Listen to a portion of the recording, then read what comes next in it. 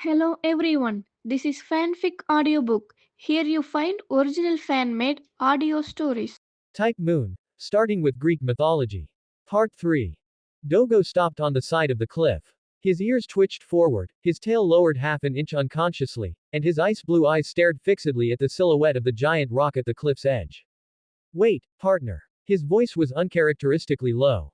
The guy up there, the aura is unusual. Very powerful. Judging by the aura, it should be the strongest existence we've encountered on this journey. I know. Lin Lai vaulted off Dogo's back, hung his harp and quiver beside the saddle, and kept only his bow. He gripped the bow, pulled the string, then slung it back over his shoulder. Wait for me here. You're not letting me go up with you. It's here to pose riddles, not to fight. If you go up, it might mistake you for a crusader. Lin Lai checked his shoelaces. Wait here. If I haven't come back down by daybreak, then you come up. Daybreak. I'll be down before daybreak. Dogo sat down, resting his chin on his front paws, his ice blue eyes glowing quietly in the night. Then, after you're done dealing with the Sphinx, can I chase it? Just once. It flies, I chase, no biting. We'll see when the time comes. That means it's possible. Dogo's ears flicked, and he curled his tail over his front paws. Lin Lai walked up the cliff path. Gravel rolled under his feet into the darkness, and it took a long while for the faint, distant echoes to return. He didn't walk fast, planting each step firmly. His eyelids were half lowered, as if he were resting his mind, or perhaps silently rehearsing words he had already prepared. Then Hephamelos's voice rang out in his mind. Do you know the consequences of failing to answer the riddle? Death, I suppose. Lin Lai replied in his heart. Knowing that, you still dare to go up so lightly. Because I know the answer. His tone was as casual as if he were saying he had already decided on his dinner for the day. The cliff top drew nearer. He even had the presence of mind to straighten his cloak's collar, ensuring it sat squarely on his shoulders. Deep in his consciousness, there was a moment of silence. Then Hephamelos's voice rang out again. This time, her tone shifted slightly, carrying a hint of awkward, unfamiliar concern, though it was wrapped so tightly in her usual proud tone that it was almost imperceptible. I'm just reminding you. After all, you are my eyes in the outside world right now. If you die, I'll have to find a new medium, which is very troublesome. Thank you, Lady Fruit Dragon. Go on up, be careful. The wind at the cliff top was stronger than below. When Lin Lai stood upon the giant rock, the last sliver of light on the horizon was just swallowed by the earth. The moon had not yet fully risen, and the stars spread across the sky like a cold, chilling galaxy. Then he saw the Sphinx. She was coiled on the highest point of the giant rock, larger than he had imagined. Her lion's body, from shoulders to hind legs, was covered in short, dark gold fur that shimmered with an ancient metallic luster in the starlight, and muscles rippled slowly beneath the fur with each breath. A pair of massive wings were folded at her sides, wingtips pointing upward, the edges of the wing membranes inlaid with a ring of faint, faded patterns, like embroidery washed countless times by time. Her human face was slightly bowed, her gaze resting on her own crossed front paws. She did not immediately look up upon hearing footsteps. That face had dignified and serene contours, with long eyelashes casting shallow shadows beneath her eyelids. Her hair was dark brown, cascading over her shoulders, the tips slightly curled, some of it had lost its luster, not due to age, but more as if it had been blown by the wind for too long, blowing away its color. Lin Lai stopped a dozen steps away from her. He didn't reach for his bow, just stood there. The Sphinx lifted her head. You've come, she said, her voice carrying a faint, almost weary sense of understanding, the one sent by Hera. You knew I would come. I knew. But I don't know you. The Sphinx tilted her head slightly, her dark eyes observing him as if examining an object she had long known she would receive, but didn't know what it would look like. Hera will not let me go. No matter how long I stay here, she will always send someone. So I am waiting for someone to guess the answer, and then, according to the rules, give me an end. Her tone was flat, devoid of resentment or anger, merely stating a fact she had long accepted. So you have wanted to die for a long time, Lin Lai said. It's not that I want to die, the Sphinx said after a moment of silence, tapping her claws lightly against the rock. It's that there is no reason to continue living. I have stayed on this cliff for too long, and I have recited the riddle over and over again too many times. It has been a long time since anyone dared to come up here. She shifted her gaze away from him, looking out into the boundless darkness below the cliff. You are the last one. Lin Lai did not speak. He sat down on the rock opposite her, placing his bow at his feet. This action made the Sphinx's brow twitch slightly. She had seen many who came to solve the riddle, all of whom stood, some gripping sword hilts, some trembling, some reciting prayers. No one had ever sat down. Let's hear the riddle first, he said. The Sphinx was silent for a moment, then began. Her voice slowly dispersed into the air atop the cliff, like a scripture repeated countless times, every word smoothed flat. What existence walks with a stagger on four canes in the dawn, stands tall on two legs in the daylight, yet has an extra support when dusk falls? Finally, at the end of twilight, it collapses along with all its supports, returning to dust. After she finished speaking, silence returned to the cliff top.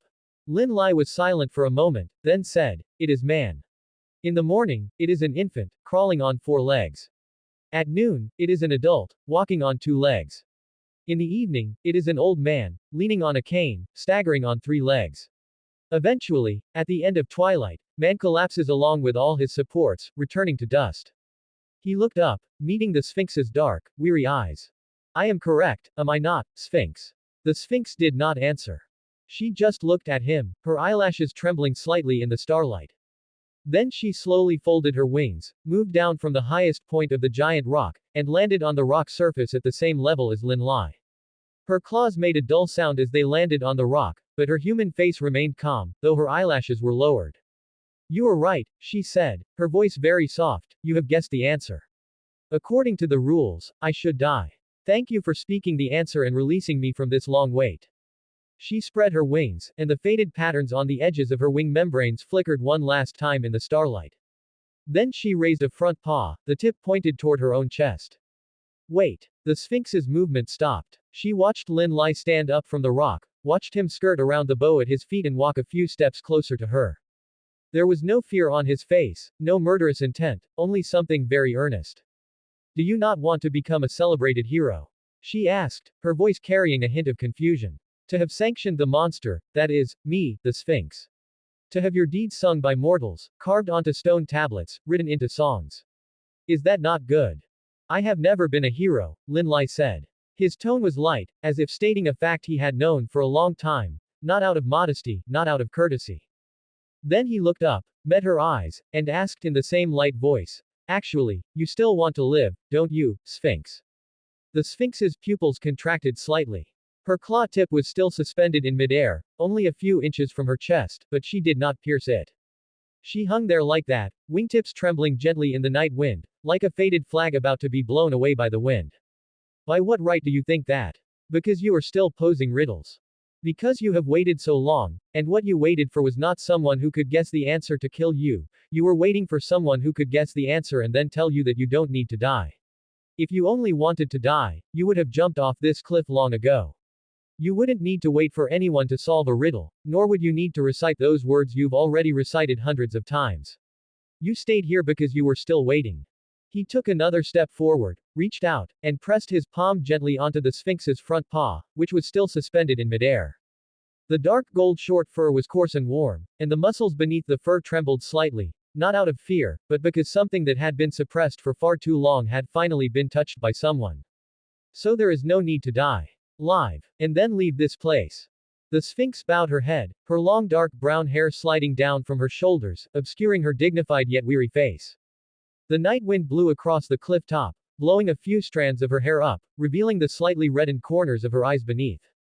She was silent for a long time, long enough for the stars to quietly shift a small arc across the sky, long enough for the fingers Lin Lai pressed against her front paw to grow somewhat cold from the night wind. Then she spoke, her voice hoarse, as if something in her throat had been melted and solidified, and it took many repetitions before she could make a sound. "You are not quite the same as the others. Perhaps. But I didn't come here to prove that I am special." Lin Lai withdrew his hand from her front paw. "I just think that some endings don't have to have only one outcome." The Sphinx lifted her head, looking at him. Moonlight was leaking through the gaps in the clouds, landing on her human face, making the moisture on her eyelashes shimmer slightly. "Besides death, do you think there is another solution?" "There is," Lin Lai said. "Go back to Thebes. Not as a monster to punish them, but as someone to tell them the truth." The Sphinx looked at Lin Lai, her dark eyes shimmering slightly in the moonlight. Her front paw was still suspended in midair, only a few inches from her own chest. A moment ago, she had been prepared to use that paw to end her own life, but now, the warmth of Lin Lai's palm still lingered on it. You are, truly different from the others, she said, her voice hoarse. They either fear me, want to use me, or want to kill me to go back and claim a reward. Only you clearly guessed the answer to the riddle, you clearly could have let me die and then gone off to be your hero. Why didn't you do that? Because I have never been a hero, Lin Lai said. I didn't come here to be a hero, nor to have my name carved in stone. I just think that some endings don't have to be the only possibility. You've been posing riddles here for so many years, but in truth, you've also been waiting, haven't you? Waiting for someone to come and tell you that besides death, there is another path to take. He looked up, meeting her dark, weary eyes. Because I believe you are worth saving. Whether person or monster, as long as they are worth saving, I will save them. Haven't you also been waiting for someone to come and fulfill you? Well, I'm here. The Sphinx was stunned. Her eyelashes trembled slightly in the moonlight, and the faded patterns on the edges of her wings fluttered gently in the night breeze. She murmured a single sentence, her voice so soft it was almost scattered by the wind, yet on the silent cliff top, every word fell clearly into Lin Lai's ears. So, I can also be saved. It was not a question, nor a rhetorical one. It was the first faint echo of something that had been suppressed for far too long, finally being gently lifted up by someone. She moved her claws away from her chest and slowly lowered them onto the rock. After a long while, she spoke again. I have stayed on this cliff for far too long. You are the first. Perhaps you are also the last. She raised her eyes. You said just now that there is another path besides death. What is that path? You go back to Thebes. Not as a monster to punish them, but as the one to tell them the truth. Lin Lai took a step forward.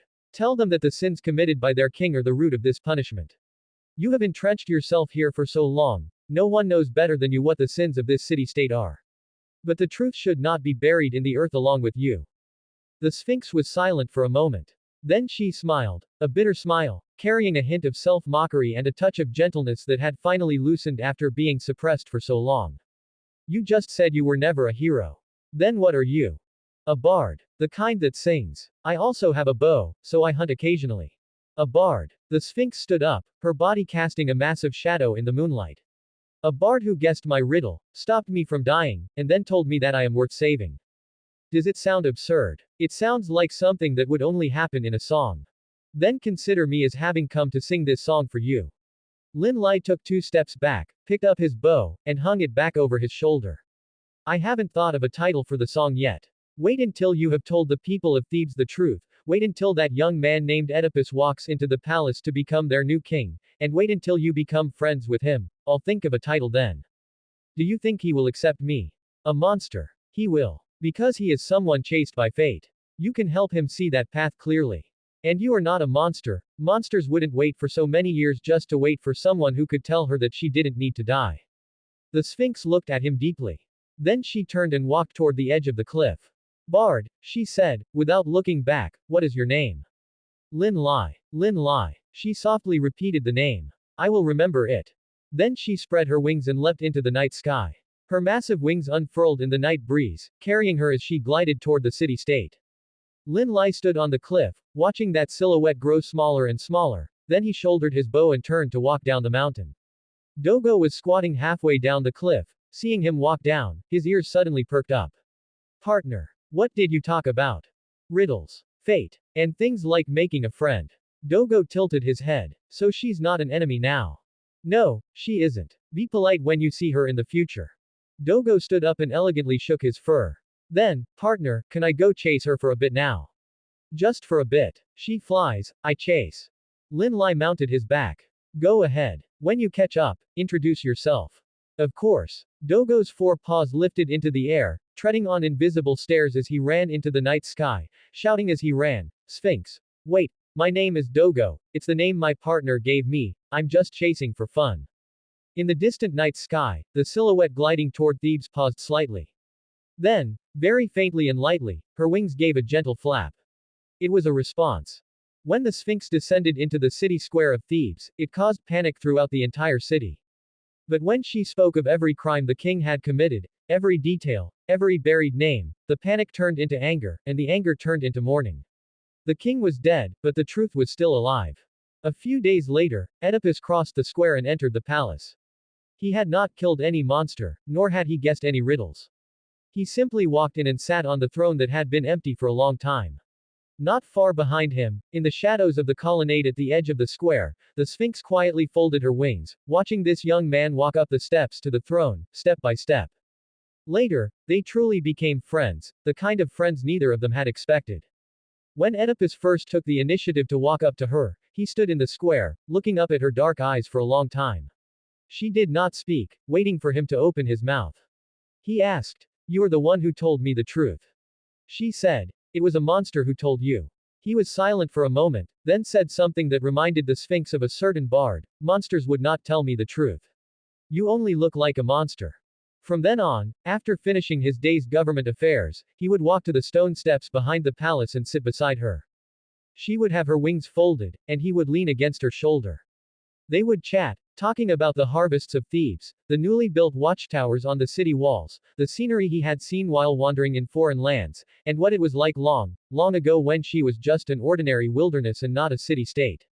Sometimes they would chat about nothing at all, just sitting in silence, watching the same moon rise from the eastern mountains together. That evening, Oedipus leaned on the Sphinx's shoulder and suddenly asked a question he had been thinking about for a long time. "You mentioned someone before. That bard who made you fly back. What is he like?" The Sphinx was silent for a moment. She lowered her head, looking at her front paws crossed on the edge of the stone steps, the faded patterns on the edges of her wing membranes trembling gently in the evening breeze. "Him," she said, her voice much softer than usual. "He is a very strange person.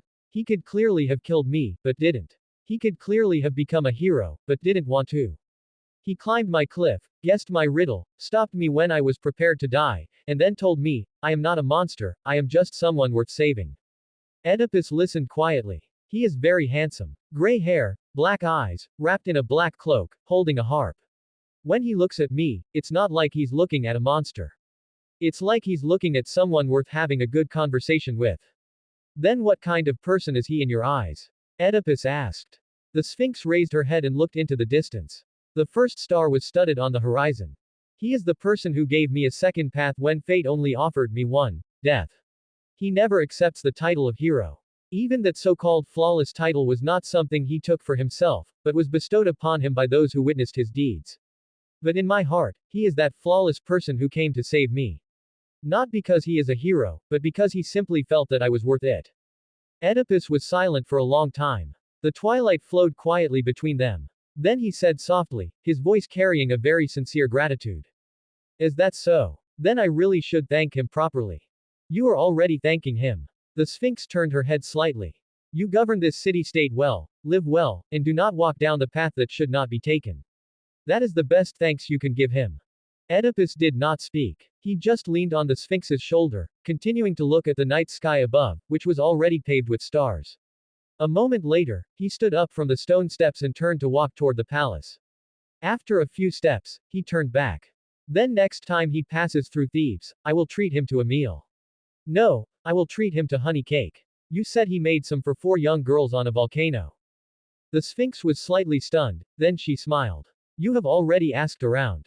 "Of course." The young king's back disappeared behind the colonnade, his voice still lingering in the evening breeze. "The person who saved my most important friend, one must thank him properly." The Sphinx sat alone on the stone steps, watching the night sky.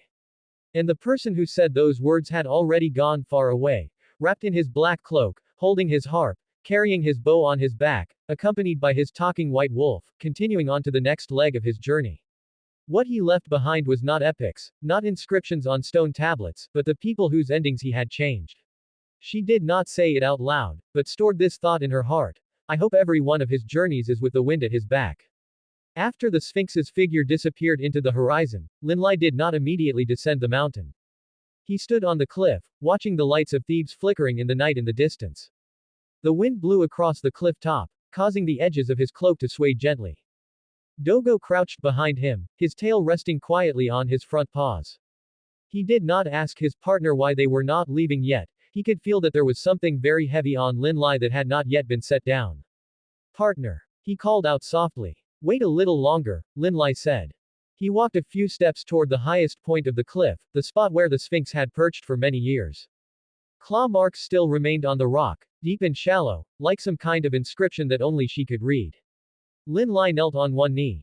This action made Dogo's ears perk up suddenly. He rarely saw Lin Lai face anyone with such a formal posture. The fruit dragon did not speak either, but in his mind, he could feel that she was holding her breath. He closed his eyes, pressed his right hand to his chest, placed his left hand on his knee, and faced the sky in a posture of prayer. Hera, Queen of Heaven, Goddess of Marriage and Family. At this moment, she was the player of this chess game, and also the final door he had to face. Noble Hera, Queen of Olympus, Guardian of Marriage and Family, Protector of Women and Children. Your majesty is as inviolable as thunder, your wisdom as deep and endless as the stars.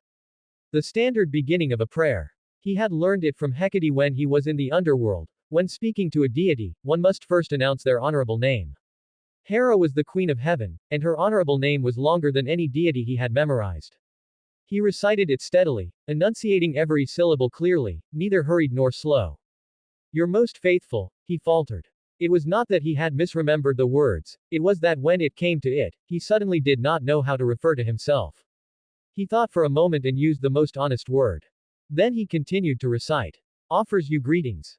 The wind stopped for a moment. Lin Lai felt that something was watching him, not a threat, not oppression, but a kind of calm, scrutinizing attention. He steadied his breathing, dropped the tone of the prayer, and began to speak in his own voice. Regarding the Sphinx, I changed things without permission. You sent her to Thebes to punish them. I let her fly back, but not to escape, it was to tell the truth. The sins of Laius's youth, things the people of Thebes ought to know. She said them. Now the people of Thebes all know what their king had done. He is dead. His sins are buried with him. He took a deep breath. The most crucial part was coming. That young man named Oedipus, son of Laius, he was swept into this fate without knowing. He did not know who his father was, did not know what sins this city-state had committed. He simply walked this path, and was then pushed forward by fate. But if Laius's sins have already died with him, if Thebes has already learned the truth, then can that child who resisted fate be forgiven?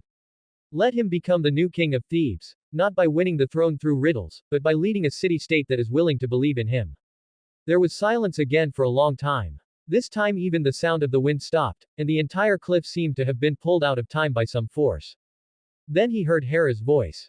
It was not a command ringing in his ears, it was very light, very faint, as if it had circled deep in the throat before falling, carrying a hint of tenderness Lin Lai had never heard before. I permit it. Good work, child. Lin Lai knelt on the spot, not standing up immediately. He went over that sentence from beginning to end in his heart again. I permit it, good work, child. Hera said the last word exceptionally lightly, like a feather falling into his palm, almost weightless, yet with real warmth.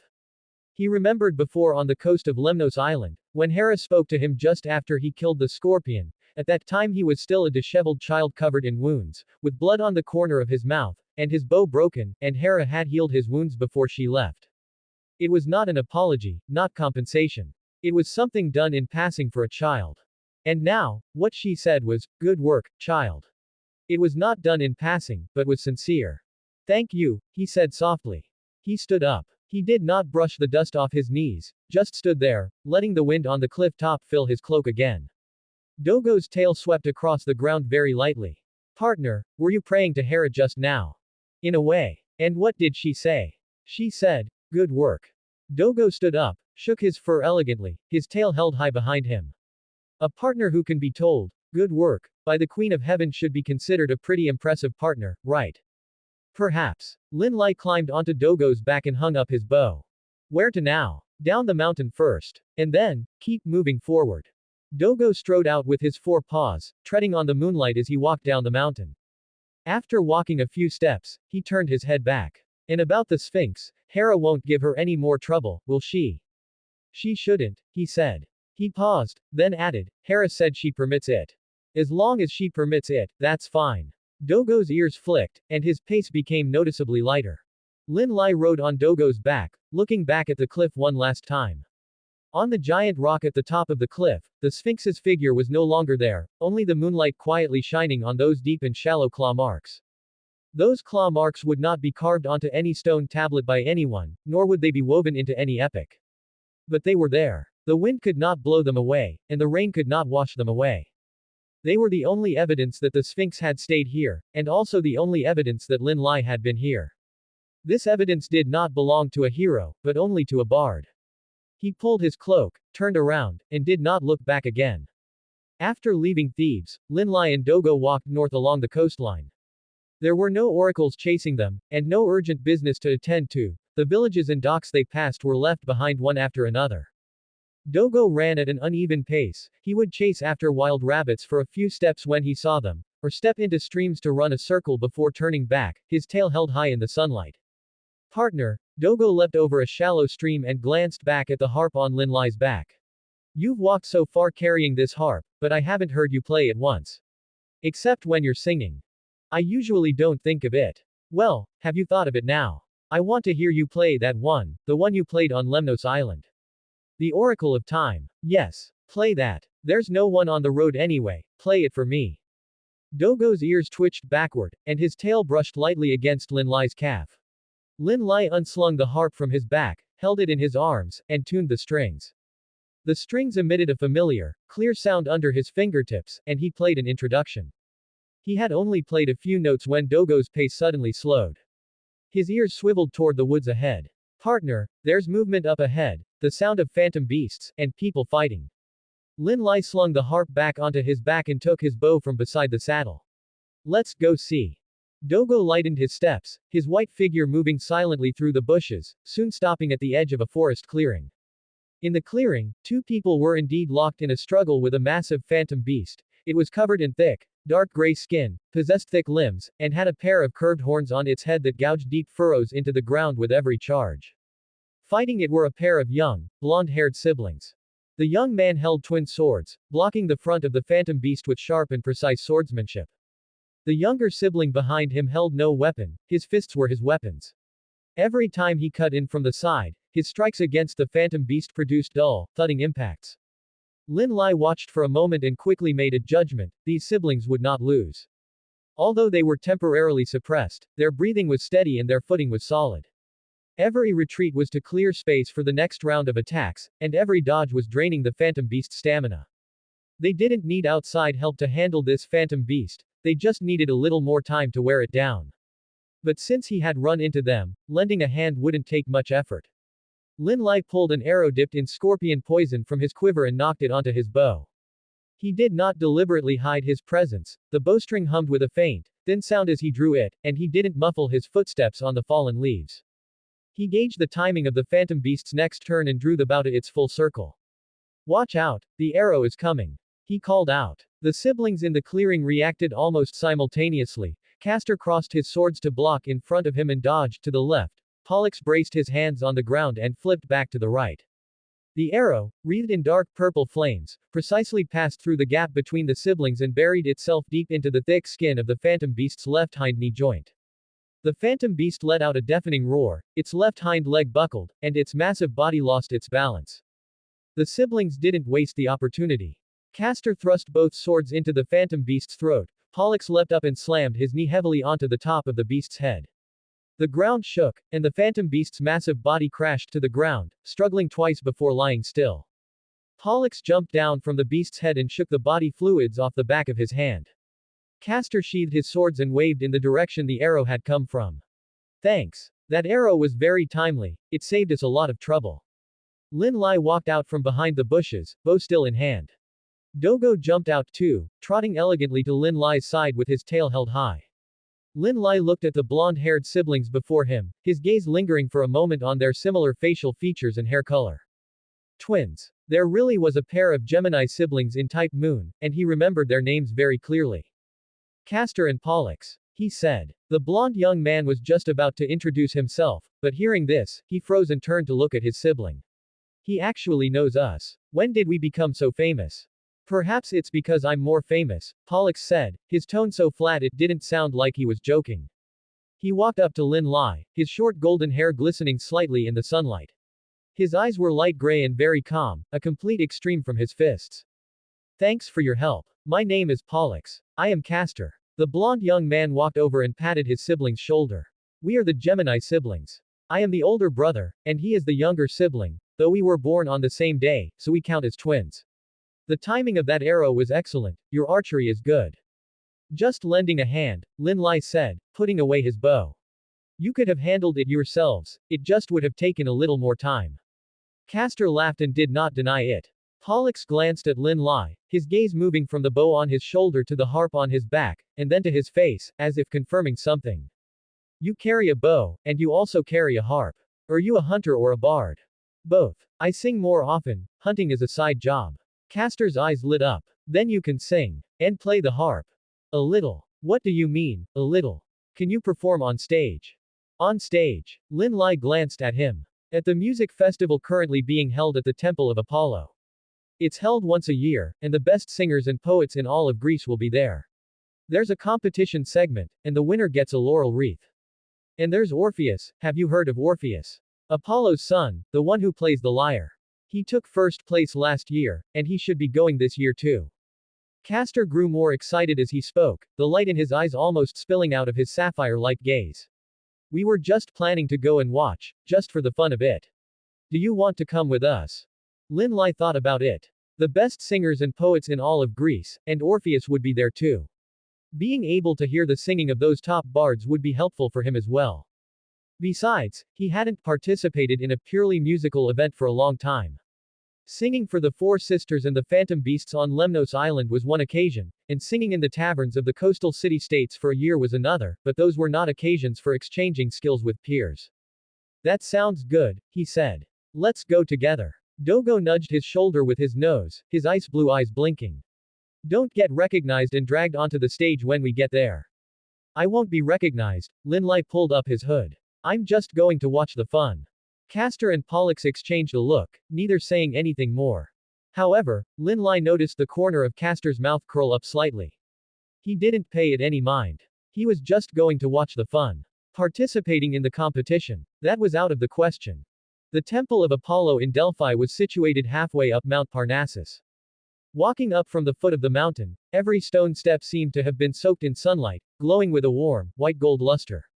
Crowds sat on the ground along both sides of the stone steps. Some held lyres, tuning their strings, others clutched stone tablets, whispering the verses they had written to themselves, and some stood on the platform at the end of the steps, singing at the top of their lungs. That was the stage, currently occupied by a poet from Thessaly. Lin Lai and the twin siblings mingled into the crowd and found a spot to sit. Dogo crouched beside him, his ice blue eyes curiously surveying the surroundings. He had never seen so many bards gathered together. Castor bought 3 skewers of roasted lamb from a passing merchant, handed one to Lin Lai, and another to Pollux. The poet on stage was singing a long narrative poem about a hero's expedition, and his voice was quite good. Several audience members sitting in the front row had already started clapping gently to the rhythm, and the atmosphere was gradually heating up. Lin Lai took a bite of the roasted lamb, and just as he was about to swallow, a lazy voice suddenly echoed in his mind. It's not as good as you sing. The fruit dragon's tone remained as matter-of-fact as ever. Lin Lai replied in his consciousness. Thank you. I'm not complimenting you. The one playing the instrument over there is decent, but the one singing is average. Lin Lai didn't respond, simply turning the lamb skewer over and continuing to eat. Their group was actually quite conspicuous. Lin Lai was wrapped in a black cloak, his entire figure shrouded in dark fabric, making him stand out starkly among the crowd wearing light-colored Greek robes. Not to mention the twin siblings, Castor's blonde hair shone so brightly in the sunlight it was reflective, and although Pollux didn't speak much, her light gray eyes and the aura unique to the bloodline of Zeus made several audience members around them sneak glances at her from time to time. Add to that Dogo, a phantom beast twice the size of an ordinary wolf, with pure white fur, sitting there and occasionally speaking. Such a combination made it hard not to attract attention. The rules of the music festival were simple.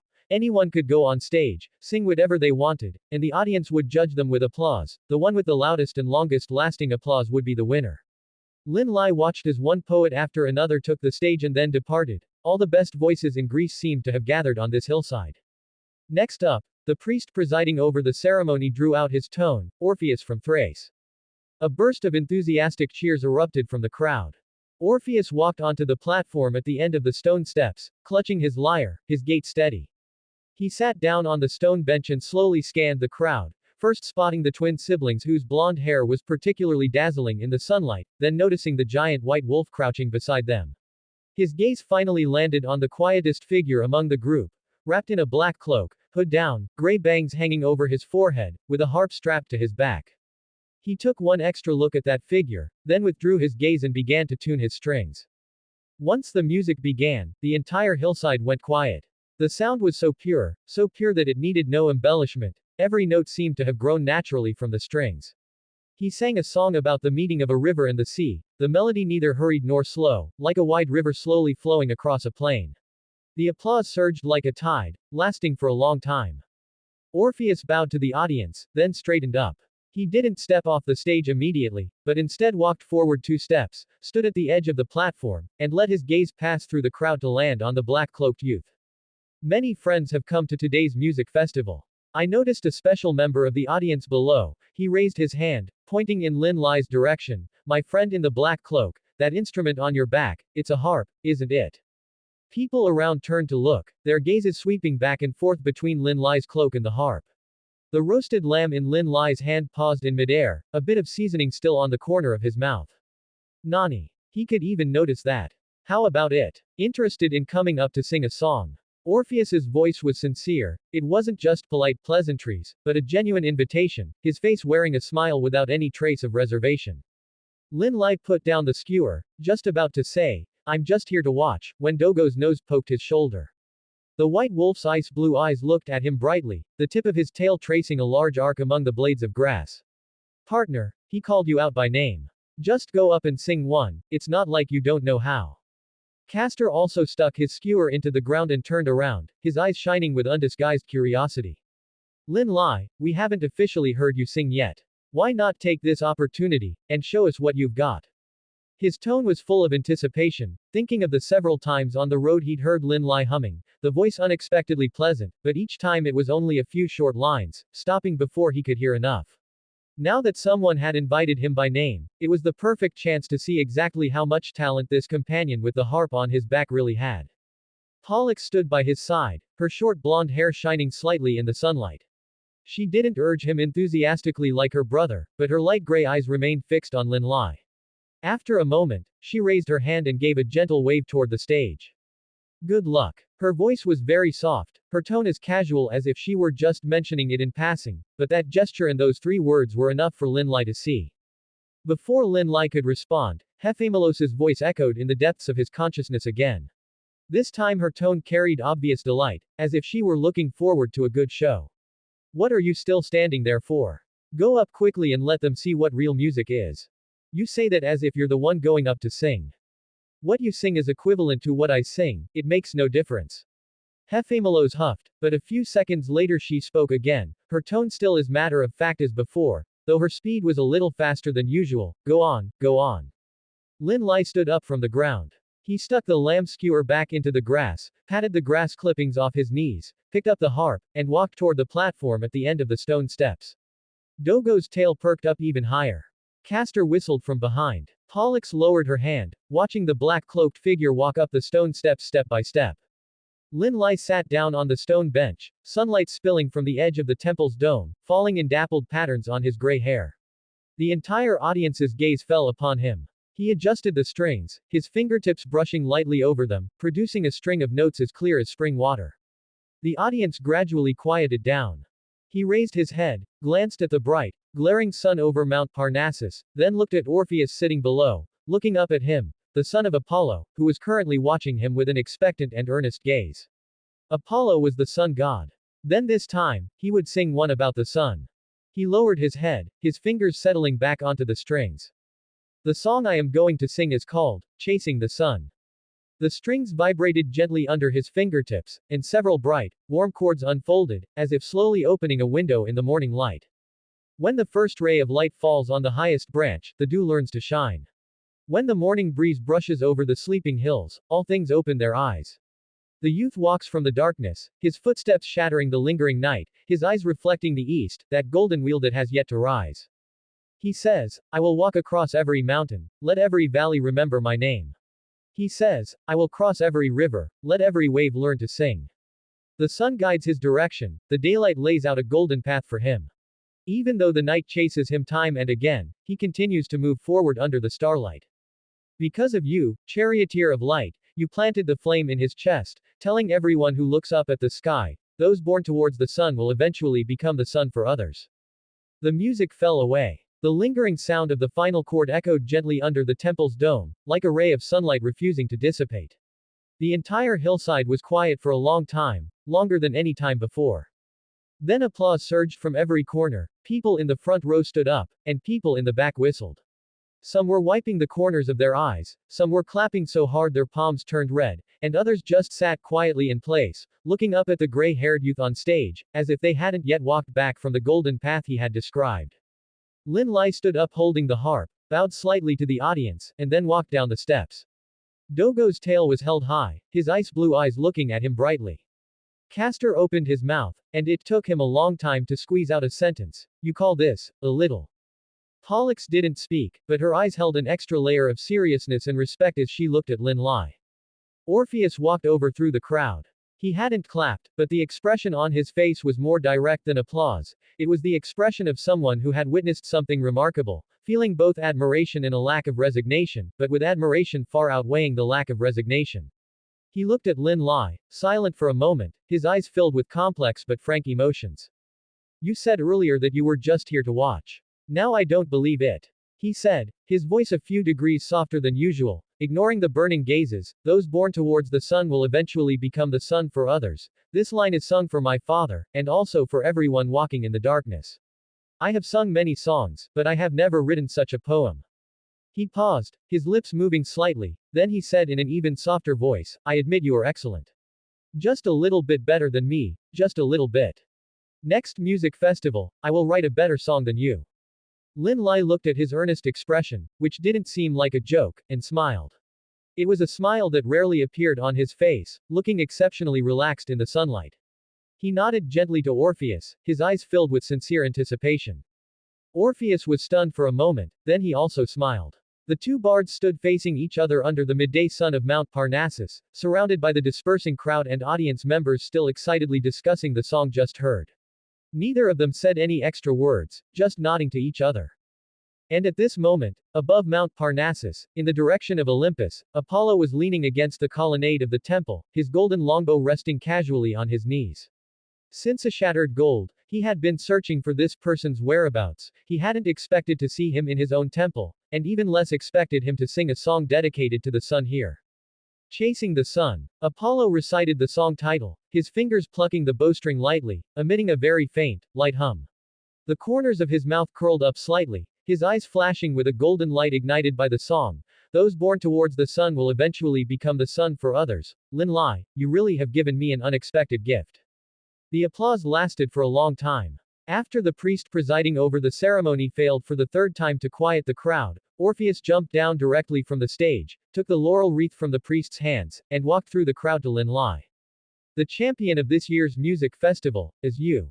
He placed the laurel wreath on Lin Lai's head. The laurel leaves still carried the scent of morning dew from when they were picked. That song, I could not have written it. This is what you deserve. Lin Lai raised his hand to touch the laurel wreath on his head, the corners of his mouth curving upward unconsciously. Thank you. Your lyre playing was also very good. If there is a chance next time, let's sing one together. You said it yourself. Orpheus patted his shoulder and turned to greet the other poets. Castor leaned over and stared at the laurel wreath on Lin Lai's head for a long time. You said at the beginning that you were just here to watch the fun. You watched the fun so thoroughly that you won the championship and even made an appointment with Orpheus for a duet next time. You certainly watched the fun quite comprehensively. Pollux stood behind him, the curve of his mouth much more pronounced than usual. Dogo squatted beside Lin Lai, his tail sweeping elegantly back and forth. Partner, can this laurel wreath be traded for a baked cake? No. Forget it then. You look quite good wearing it. The crowd gradually dispersed. Lin Lai took the laurel wreath off his head and was about to speak to the twin siblings to discuss the direction for the next leg of their journey when a hand fell gently on his shoulder. He turned his head, golden long hair, a color warmer than sunlight itself. Blue eyes, gentle and bright. He was wearing a simple Greek-style white robe, without any ornaments symbolizing divinity. But the moment Lin Lai saw those eyes, he knew who he was. That was the color of the sun. What, the god with the two-way arrow, did he come after all? The song you sang was beautiful. I have heard, fragmented gold, before, but hearing it live is a different matter. Apollo's tone was very casual, like chatting about music with a friend he had known for a long time. He sat down on the stone steps next to Lin Lai, not putting on the airs of a god, just placing his lyre on his lap, and asked him a few questions about those songs, that boat without oars, that mountain remembered by the wind, and the young boy in Chasing the Sun. Lin Lai answered them one by one, his speaking pace neither hurried nor slow. After chatting for a while, Lin Lai suddenly remembered something. There is an instrument that is not native to Greece. The resonator is made of wood, the neck is very long, it only has 2 strings, and the bow hair is wedged between the strings. When played, the sound is deep and lingering, like a person whispering. Apollo tilted his head slightly. 2 strings, bow hair wedged between the strings. What is this thing you are describing called? Arhu. Arhu. Apollo repeated the word softly, then raised his hand and pressed it onto the body of the lyre.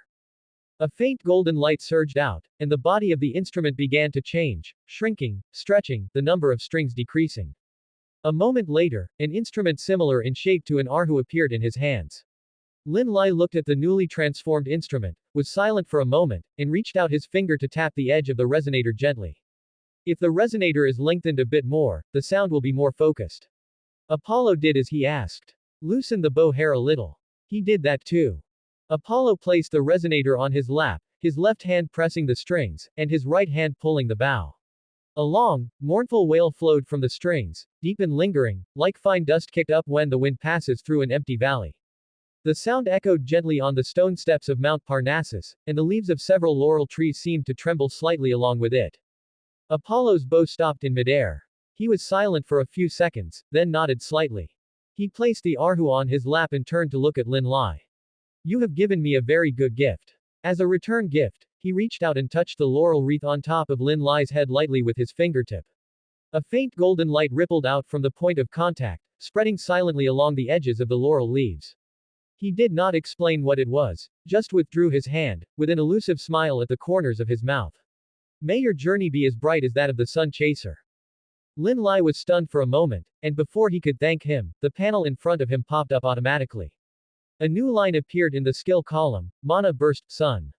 He looked down, and a new line also appeared in the Noble Phantasm column. Sunlit Bow, Apollo's longbow. A longbow blessing bestowed by the sun god Apollo using the laurel wreath as a medium.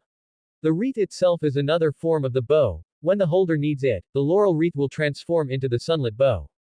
Lin Lai looked down at the laurel wreath in his hand, then at the arhu Apollo had just transformed on his lap. The place on the laurel wreath on his head that Apollo had touched still retained a trace of very, very faint warmth. Athena had said that he was very popular among the gods, and that statement was quite fitting now. I didn't expect the Greek gods to be so generous. He muttered to himself, then closed the panel. Apollo stood up, placed the arhu on the stone steps beside his lap, nodded slightly to Lin Lai, and turned to walk towards the depths of the temple. Dogo's tail was held high. Partner, you just chatted with the sun god for so long, and you still say you didn't come to participate in the music festival. I didn't originally. But now you've won the laurel wreath, made a new friend, and even had the sun god bless you personally. From now on, no matter where we go, you can take me to participate in things like this. It's more interesting than roasting fish by the sea, and this time you weren't chased by a pig, nor were you beaten up by a god. Lin Lai did not respond. He put the laurel wreath back on his head, his fingers gently stroking the edges of the laurel leaves. Hephaestus had given him a forging hammer, Hades had given him a helmet, and today Apollo had given him the sunlit bow. Counting it up, he had already received divine artifacts from 3 gods. Each one was obtained under different circumstances, and each one corresponded to a part of the journey he had traveled. When looking at the coincidences together, they didn't seem like coincidences anymore. But he didn't think too deeply. This feeling was still very vague, as if something was looming in the depths of fate waiting for him, but the outline was not yet clear. He mounted Dogo's back and was just about to say goodbye to Castor and Pollux when a voice suddenly sounded in the depths of his mind. Deep, calm, and carrying unquestionable majesty. Exactly the same as last time, Hera's oracle. But this time the task was not just to solve a monster, but also included an additional, meaningful supplement. The Chimera is in a canyon in the northern part of Arcadia. Go and solve it. This is your punishment, the second punishment. After you finish, come see me. I have something to say to you alone. Lin Lai's fingers paused on the laurel wreath. Hera had something to say to him alone. He didn't know what it was about, but his intuition told him that those eyes, which had been watching him since the cliffs of Thebes, had already seen more things that he had not yet had time to notice. Let's go, Dogo. Arcadia. Dogo set off with his 4 paws, stepping on the warm afternoon sunlight as he walked down the mountain, his tail curled into a proud arc behind him. From Apollo's laurel wreath to Hera's oracle, he hadn't yet had time to warm up this newly acquired blessing, and deep in the canyon, the chimera's fire breathing had already scorched the stone walls black. Lin Lai and the twin siblings walked together for a stretch, heading towards Arcadia. Castor rode a horse bought from a village along the way, with Pollux sitting behind him, his short golden hair fluttering slightly in the wind. Dogo walked at the very front with a brisk pace, his tail held high, turning back from time to bicker with Castor. Castor said that the way Dogo ran looked like a fox being chased by bees, while Dogo said that the way he rode a horse looked like a rock sitting on the horse's back. Throughout this journey, the two had developed a habit of roasting each other. Pollux occasionally interjected, each comment precisely hitting the sore spots of both. Lin Lai just listened, the corners of his mouth slightly curled, not participating. When they reached the mountain pass of Arcadia, Castor reined in his horse, and Pollux jumped down from behind him, landing lightly. We are heading south back to Sparta. How about you? Going to Arcadia. There is a mission to handle. What mission? An errand for Athena. Castor's gaze paused on Lin Lai's face for a moment, then he solemnly reached out his hand and lightly bumped his fist against Lin Lai's. Next time you encounter a magical beast, remember to call me. Pollux stood beside his brother, his short golden hair fluttering slightly in the wind. He looked at Lin Lai, was silent for a moment, and then spoke. Then I wish you a smooth journey. His tone remained indifferent, not as enthusiastic as Castor's, but coming from him, this sentence was a sufficiently sincere blessing. Lin Lai nodded slightly. You too. Dogo squatted beside Lin Lai, his ice blue eyes watching the backs of the twin siblings disappear around the corner of the distant mountain road, his tail sweeping lightly against the gravel ground. They are quite good people. It's just that Castor talks a bit too much.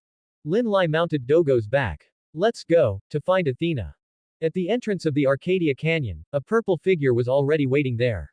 Athena stood on a protruding rock, her skirt hem fluttering slightly in the canyon wind. Seeing Lin Lai vault down from Dogo's back, the corners of her mouth curled into a distinct arc. Oh, isn't this our music festival champion? The laurel wreath looks quite good on you, Apollo has good taste. Lin Lai's steps faltered. You saw it. Of course I saw it. All of Olympus was watching, Apollo bestowing a blessing upon a mortal in front of his temple. It's hard not to know about such things. You went to watch the excitement and ended up winning the championship, and even had Apollo change up your laurel wreath while you were at it. You certainly took in the spectacle quite thoroughly. Athena walked down from the rock and put away her teasing expression. Let's talk business. The chimera, lion's head, goat's body, snake's tail, can breathe fire, and has very thick skin. Recently, one has been wreaking havoc in a canyon in northern Arcadia, and many people in nearby villages have died. This is the second punishment Hera has given you, and it is also part of the price for rejecting the goddess's guidance that I mentioned to you before. You must go and deal with it. Lin Lai nodded. Regarding the chimera, there is one more thing. Athena's tone sank slightly. You are not the first person sent to deal with the chimera.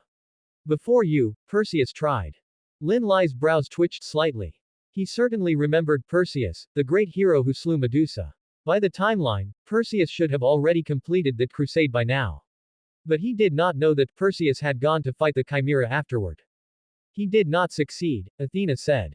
When he had just returned from the island of the Formless, Perseus was at his most high-spirited. He had slain Medusa, was riding Pegasus, which was born from her blood, and felt he could fight anything. He flew into the canyon riding Pegasus, diving down at the chimera from above. But the chimera's snake tail swept in from the side, precisely coiling around Pegasus's hind hooves. He was thrown off the horse's back, and when he escaped from the canyon, only half of his sword remained in his hand. That was probably the first time Perseus learned that not all monsters can be solved the way Medusa was. He didn't try again. He lingered outside the canyon for 2 days. Later, he saw the chimera hunting from a high vantage point. When it was sharpening its claws on the cliff wall, it accidentally triggered a rock it had loosened earlier and was nearly crushed. Perseus said at the time, this guy's reaction speed is faster than I imagined. Perhaps it could be trapped in one place first. But before he could finish rearranging his plans, Hera sent him to handle another matter.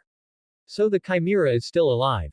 Athena's gaze shifted slightly toward the depths of the canyon. It cannot fly, nor does it understand complex tactics, but it is extremely difficult to kill, and its attack range when provoked is even longer than the maximum range of that bow of yours. After listening, Lin Lai was silent for a while. So its snake tail is more dangerous than the lion's head's fire. The snake tail is the most dangerous. The fire comes second, Athena said.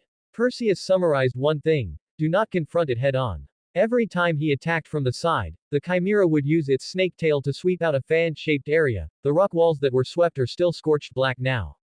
But although its frontal fire is terrifying, it is actually easier to predict. Lin Lai kept all these words in his heart. Then he thought of another matter. You mentioned the island of the Formless just now. Has Perseus already returned from there? He has returned. The three Gorgon sisters, Steno, Euryale, and Medusa.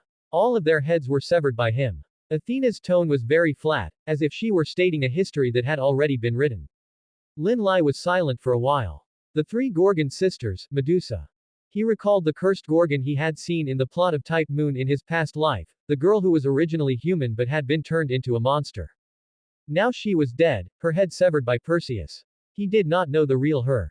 He had not yet seen her face, had not heard her voice, and had not purified her soul fragments deep within the grievances of the underworld. Those things had not yet happened. He simply knew her ending at this moment, nothing more. If he could help more people, that would of course be better. For those things that had already happened and that he had not yet had time to intervene in, he could only sigh softly and raise his gaze to look into the depths of the canyon. Athena watched his expression and did not ask further. She just nodded slightly and stepped aside to clear the path at the canyon entrance. While the sun is still hanging overhead, go solve it. Apollo's blessing is strongest at noon. You should have already felt it.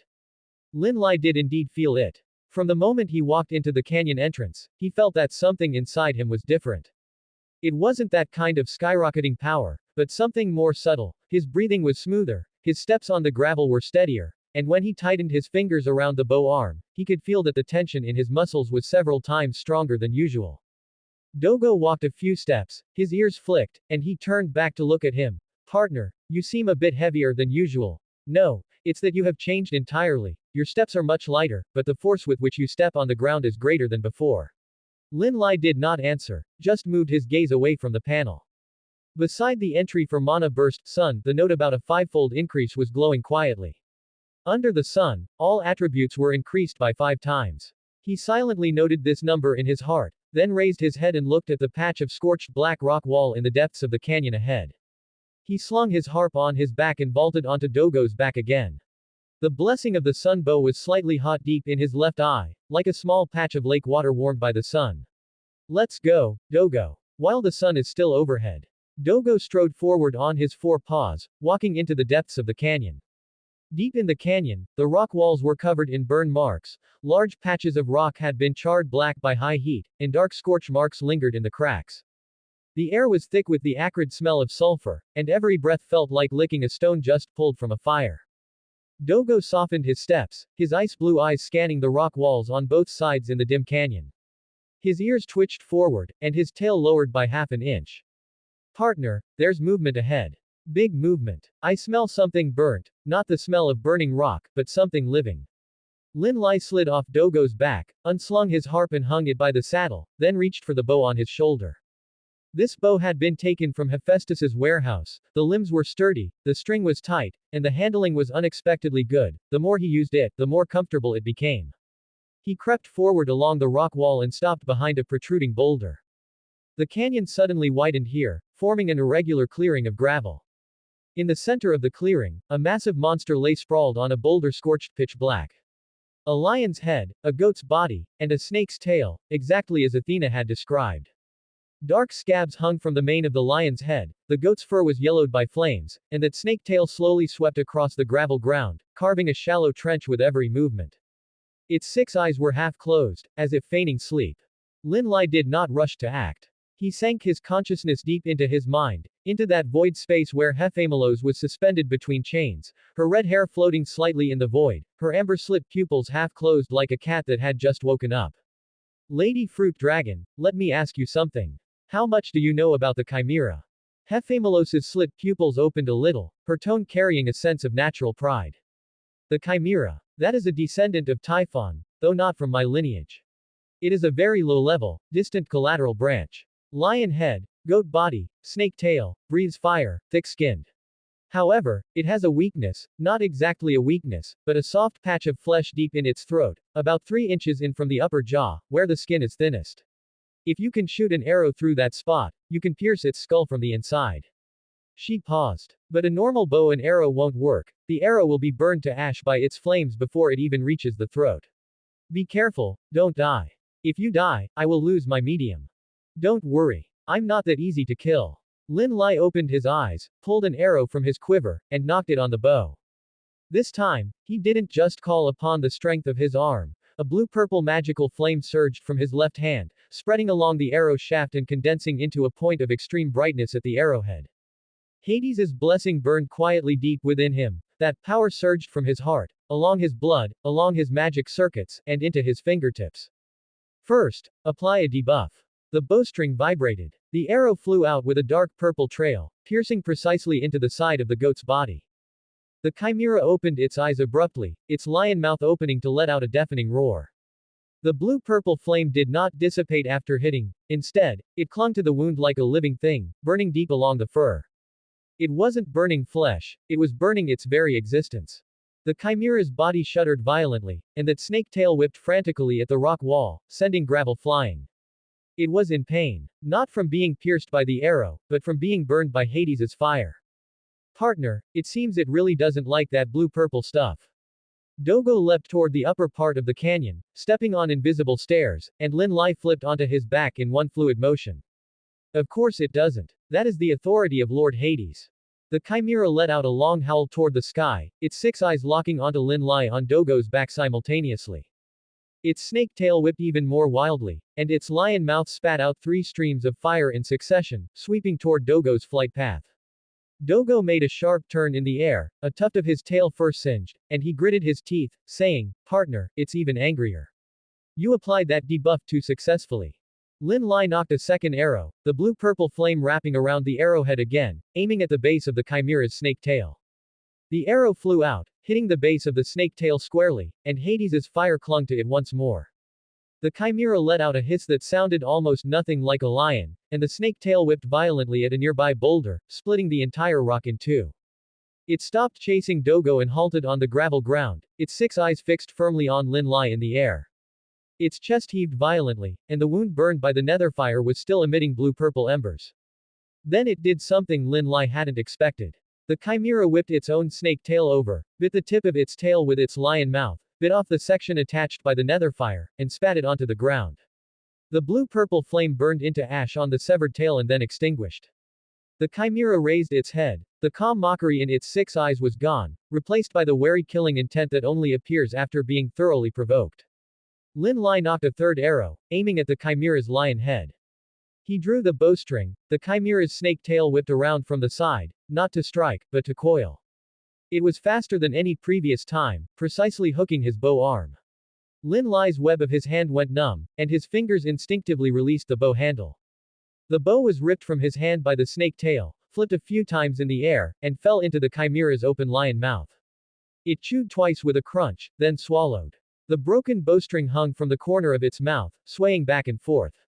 The chimera raised its head, its nostrils puffing out 2 wisps of black smoke that smelled of burnt wood. Its 6 eyes looked down at Lin Lai from a high vantage point, and a very clear, undisguised mockery and disdain appeared on its lion face. That expression was as if to say, "You do have some skills, but that's all. Now that you don't even have a weapon, let's see how you fight me." Lin Lai looked at that lion face full of mockery, then looked at the piece of bowstring still swaying at the corner of its mouth, and was silent for a moment. Then, the corner of his mouth twitched. "Ha ha ha. An uncle can bear it, but an aunt cannot. You forced me to use a cheat." He raised his hand to touch the laurel wreath on his head. The laurel leaves felt slightly hot under his fingertips, like a small patch of lake water warmed by the sun. The laurel wreath emitted a faint golden light, slid down from his head, and when it landed in his hand, it had turned into a bow. Golden bow limbs, silver bowstring, the whole body flowing with a warm, sun-like luster. The sun bow. He held the bow in his hand and raised the bow arm toward the sky. The chimera's 6 eyes narrowed simultaneously. It didn't recognize this bow, but it instinctively sensed some kind of danger. The light on that bow was completely different from the previous one. It was not an ordinary weapon, it was a divine artifact. A trace of imperceptible wavering flashed across the lion's face. Dogo, run, open up the distance. Don't let it get close to me. Lin Lai shouted loudly. Dogo's four paws took to the air, galloping toward the top of the canyon by stepping on invisible stairs. The white wolf's figure drew an elegant arc in the air, moving faster than when he was dodging flames earlier. The chimera's chin jerked up, and a scorching flame surged toward Dogo, but Dogo just dodged to the right nimbly, the flame grazing the tip of his tail, not even singing a hair. Want to catch up? Go eat my exhaust. Dogo shouted back, his tail held high. He shuttled rapidly between the canyon walls, several sharp turns leaving the chimera's flames and snake tail behind. The chimera chased for a few steps and found it couldn't catch up to this white wolf at all. Its hind legs were no longer flexible, and its speed was far inferior to before. Moreover, that golden bow was condensing something that made it instinctively afraid. It had to stop that arrow from being shot. Lin Lai stood steady on Dogo's back, his left hand gripping the sun bow, his right hand knocking an arrow. He took a deep breath, mobilizing the sun's blessing within his body. The circle of golden patterns deep in his left eye felt slightly hot. The noon sun poured down from the crack above the canyon, landing on the sun bow's limbs, and the light of the entire bow surged violently. He didn't hold back with this arrow. It wasn't that he didn't want to, but he couldn't. He had no idea what the effect would be once the sun bow was filled with magic power. Apollo didn't give him a manual when he turned the laurel wreath into a bow, and the fruit dragon only told him the chimera's weakness was in its throat, but no one told him where the limit of this bow was. So, he simply didn't hold back. He poured all the magic power in his body into the bow limbs without reservation, and golden light surged from the limbs, spreading along the arrow shaft to the arrowhead. The light on the arrowhead turned from a point into a mass, and from a mass into an expanding golden halo. The bowstring was drawn to its limit, and the light of the sun bow illuminated a corner of the shadows above the entire canyon. He wasn't aiming at the chimera's head, but at that lion mouth that was still breathing fire. Deep in the throat, 3 inches behind the upper jaw. He remembered what the fruit dragon said, that's where the skin is thinnest. Watch how I shoot you to death. The moment the bowstring was released, the entire canyon was illuminated by a golden light. The instant the arrow left the sun bow, it expanded abruptly, transforming into a dazzling beam of light that roared toward the chimera. As the beam tore through the air, it produced a sharp sonic boom. Wherever it passed, gravel vaporized, and the rock walls on both sides of the canyon turned white instantly from the intense heat.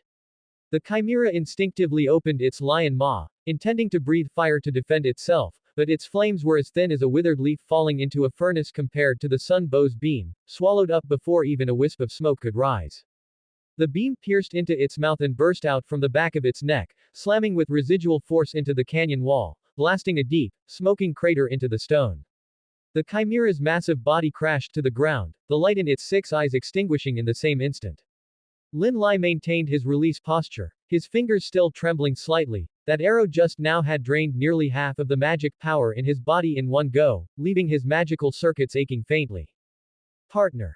Dogo hovered in midair, staring straight at the smoking crater on the rock wall, his ears standing perfectly straight.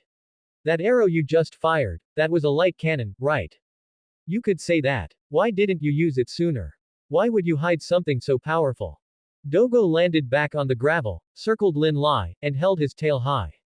If you had taken it out earlier, my tail wouldn't have been scorched so many times. Look at my tail, here, and here, all from when it breathed fire earlier.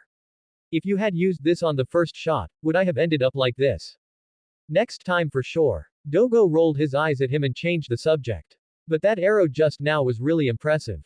Lin Lai didn't answer. He turned the sun bow back into a laurel wreath and put it on his head, looked at the deep crater blasted into the rock wall by the light cannon, and then looked down at his own hand. The sensation of that magic power being instantly drained still lingered on his fingertips, but now, he could count himself among the men who possessed a light cannon. But then again, it was still far inferior to Artoria's Excalibur. That holy sword, forged in the sea of stars and wielded by the wielder of the holy sword of the planet, could consume the entire battlefield with its radiance when its true name was released. His shot had at most made a hole in the canyon wall. It was still several levels away from being able to cleave the sky with a single strike. But now he had the sun bow, a 5-fold amplification, and the Hades, Blessing, perhaps one day, he too could possess an attack of that magnitude. Before that day came, practicing on the chimera wasn't a bad idea. Dogo, let's go. Time to turn in the quest. Dogo set off on his four paws toward the canyon exit, the scorched tufts of fur on his tail standing out prominently in the sunlight. Athena was standing on that protruding rock, arms crossed over her chest, a satisfied curve on her lips. Oh, as expected of my dear hero, little Lin Lai. A chimera that even Perseus couldn't defeat, and you solved it just like that, and with a direct, piercing strike, you even blasted a hole through the mountain. She walked down from the rock, approached Lin Lai, and reached out to pinch both of Lin Lai's cheeks. The movement was gentle, but very sudden. MMPH. Lin Lai's mouth was distorted by the pinching, and before he could protest, Athena had already started kneading his cheeks, saying as she did so, "Let big sister Athena take a good look. This face feels just as good to pinch as I thought it would. I wanted to pinch it back when you were carrying me in the woods." She ruffled Lin Lai's hair until it was a mess, then stepped back to admire her work with satisfaction. She then raised her hand and tapped Lin Lai's forehead lightly with her fingertip. A faint purple glimmer seeped from her fingertip into the center of Lin Lai's brow. Lin Lai felt something cool, like peppermint water, slowly flow from his forehead deep into his consciousness. His entire train of thought suddenly became clearer and sharper. The attack rhythms and movement patterns he had roughly noted during the battle just now were automatically arranging and reorganizing in his mind, and he could even effortlessly deduce several more effective tactical plans. The blessing of wisdom. As for your hair, that was just an added encouragement. Athena withdrew her hand and smiled. Thank you. Lin Lai reached up to touch his hair, which had been ruffled into a bird's nest, and just as he was about to say something, his stomach spoke for him, a very faint, thin rumble, exceptionally clear at the quiet canyon exit. That arrow just now had consumed too much, it was a normal physiological need. Perfect. Athena tilted her head, her purple hair sliding down from her shoulder. I'm hungry too. Aren't you going back to Olympus to eat? You can't get roast rabbit at the banquets on Olympus. Athena's tone was so light that it didn't sound at all like a goddess who had just bestowed the blessing of wisdom. She didn't disappear, just stood there, looking at Lin Lai with an expression that took it for granted. Lin Lai was silent for a moment, then turned to look at Dogo. Dogo's ears flicked, and his tail was held high. I'll go catch some rabbits. You guys wait. The white wolf's figure vanished into the bushes, and a moment later, he returned with two wild rabbits, placed them at Lin Lai's feet, sat down, and elegantly draped his tail over his front paws. Lin Lai skillfully prepared the rabbits and set them over the campfire to roast. Before long, the fat from the roasting rabbit meat dripped into the fire, making a sizzling sound, and the aroma drifted far away on the breeze of the canyon. Athena sat on a stone by the campfire, her posture dignified and elegant, looking nothing like she had when she was pinching Lin Lai's cheeks earlier. She used a dagger to slice off a piece of rabbit meat, put it in her mouth to chew, and then narrowed her eyes, offering a rare, sincere compliment. You really have a knack for roasting rabbits. The heat is just right, and the fat is locked in. If Goddess Artemis were here, she would probably like it too. She's a sucker for this. Well-roasted game can directly double her favorability toward someone. Lin Lai was turning the other rabbit, and upon hearing the name, the image of that moon goddess and huntress from the type moon setting automatically surfaced in his mind. Goddess Artemis, one of the 12 Olympians, Apollo's twin sister, who governed the moon, the hunt, and the wilderness. A petite, youthful figure, yet possessing an astonishing symbol of motherhood, a busty loli, he silently summarized in his heart. But none of that was the point was Orion. In the type moon records, Orion ultimately died because of her, yet also became a heroic spirit because of her. He remembered the tragic trajectory very clearly. He had killed the scorpion with his own hands, and because of that, Orion had not died under the venomous scorpion's stinger. Since the biggest turning point had already been intervened in by him, the line between Orion and Goddess Artemis that was supposed to lead to death probably wouldn't develop into the original outcome anymore. Forget it, take it one step at a time. He flipped the other rabbit and continued roasting. The campfire gradually burned out. Athena put the last piece of rabbit meat into her mouth, elegantly wiped her fingers, stood up, patted the grass clippings off her skirt, said, remember to call me next time you roast rabbit, and then, with her purple hair swaying slightly in the warm afternoon sun, turned and walked out of the canyon. Dogo crouched beside Lin Lai, watching Athena's back gradually disappear into the halo of light at the canyon entrance, his ears twitching. She said she's coming back next time. When are you planning to roast the next one? Wait until she clears the debt she owes me. Didn't you say you owed her a debt? We owe each other. The roast rabbit counts as interest. Lin Lai completely stamped out the campfire and vaulted onto Dogo's back. The sky above the canyon had completely cleared, and the midday sun poured down through the rift, gilding the laurel wreath on his head with a thin layer of gold. He patted Dogo's neck, and the white wolf set off with a light, trotting gait toward the outside of the canyon, his tail held high, the scorched tufts of fur looking like some unique trophy mark in the sunlight. It had been over a week since the Chimera incident. Lin Lai and Dogo were walking aimlessly along the coastline. With no oracles chasing them and no monsters to fight, this rare leisure made Dogo's tail wag even higher than usual. He splashed through the shallows for a while, chased a seabird from one end of the beach to the other, and was finally called back by Lin Lai, obediently lying on a reef to sun his fur. Lin Lai leaned against the reef, holding his harp in his arms and idly strumming a few chords. Just as he was wondering where to go next, a familiar voice came from behind him. Little Lin Lai, long time no see. Lin Lai's fingers stopped on the strings. He turned his head. Athena was standing on the beach next to the reef, her long purple hair fluttering slightly in the sea breeze, the corners of her mouth curved into that arc he was all too familiar with, the one that appeared every time she was about to set him up. Lady Athena. Lin Lai put the harp aside, stood up, and brushed the sand off his body. What is it this time? A new punishment. Athena's tone was as light as if she were discussing what to have for dinner. You need to go to the Amazon territory and challenge their queen, Hippolyta. Lin Lai was silent for a long time. The sea breeze blew over the reef, Dogo's ears flicked, and his ice-blue eyes scanned back and forth between Athena and Lin Lai. Then Lin Lai spoke, his pace much slower than usual. Let me go fight the Amazon queen. Fight against that group of women like the Amazons. Lady Athena, are you serious? Of course I'm serious. I've heard that it's an honor for a hero of Greece to conquer the Amazons, but with my small frame, am I really going to conquer them, or be conquered? I feel like I'll be eaten clean by them. Literally. Lin Lai spread his palms, looked down at his hands, which were used to pulling bowstrings, then looked up again, his tone filled with rare confusion. Athena's smile held a hint of mischief. Don't worry, you're going to challenge the queen, not to be a prisoner. As long as you win, they won't do anything to you. And what if I lose? If you lose, Athena tilted her head, a glimmer of amusement flashing in her purple pupils, then I'll have no choice but to admit defeat to Ares. Oh, right, I haven't told you yet, I made a bet with Ares. Lin Lai's gaze went blank instantly. He looked at Athena, his lips moved, then closed. They moved again, and closed again. Finally, he took a deep breath and said in a tone of, I have seen through life, you made a bet with Ares. You're making me go fight the Amazon queen. So I'm not going to carry out a punishment, I'm going to help you win a bet. It's both. Athena's smile did not waver in the slightest. Then may I ask what makes you think I can defeat Hippolyta?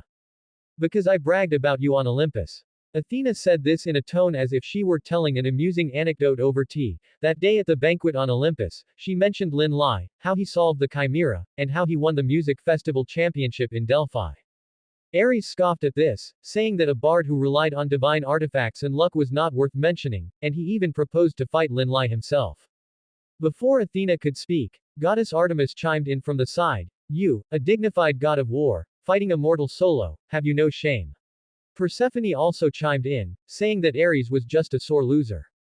Ares was rendered speechless by the two goddesses and finally changed his tune, saying he would let his daughter Hippolyta fight instead.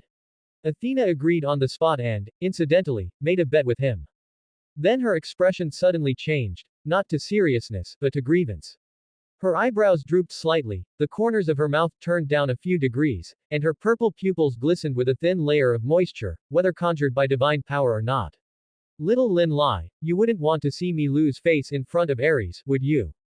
Actually, I'd quite like to see it. As soon as the words left his mouth, Athena's hands had already pinched both his cheeks, the movement so fast that even Dogo hadn't reacted. While kneading them, she said with that same pitiful expression, Little Lin Lai, how could you be like this? I've done so much for you, given you blessings, given you news of the Chimera, and even spoken well of you in front of Hera. He is a dignified god of war, mocking me in front of all the gods on Olympus, saying I misjudged, saying I chose a pretty boy who can only sing. Tell me, can I endure this? Can you? Lin Lai's face was kneaded out of shape, and his voice was squeezed out with difficulty from his compressed lips. Alright, I'll fight, that's enough, okay. Athena let go, looking with satisfaction at Lin Lai's red, kneaded cheeks, then stepped back and resumed that composed smile. Lin Lai rubbed his face and then frowned. The name Hippolyta was not unfamiliar to him, he had seen her profile in the type moon setting in his past life. Ares had two daughters, one was Hippolyta, the other was Penthesilea.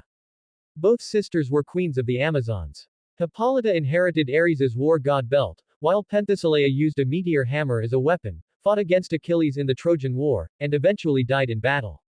In the 12 labors of Heracles, seizing Hippolyta's war god belt was the content of the 9th labor.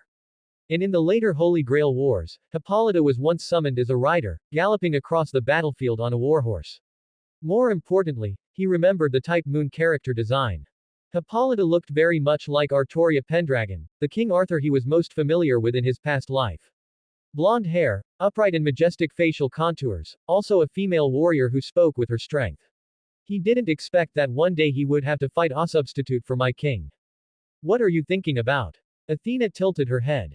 Nothing. Just thinking about whether I can beat her. Lin Lai temporarily brushed the shadow of my king from his mind. According to Amazon rules, I need to defeat 10 people before I can challenge her, right? That's right. You deal with the ordinary warriors first, and then Hippolyta will accept your challenge. Fine. Lin Lai stood up and patted Dogo's neck.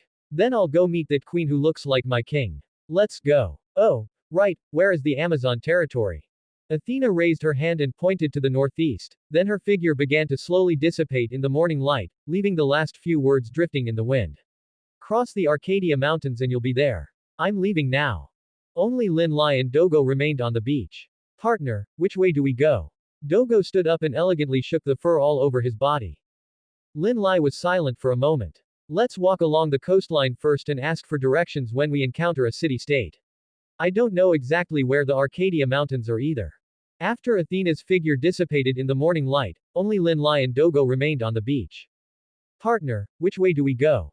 Dogo stood up and elegantly shook his fur. Lin Lai was silent for a moment. Let's follow the coastline first and ask for directions when we encounter a city-state.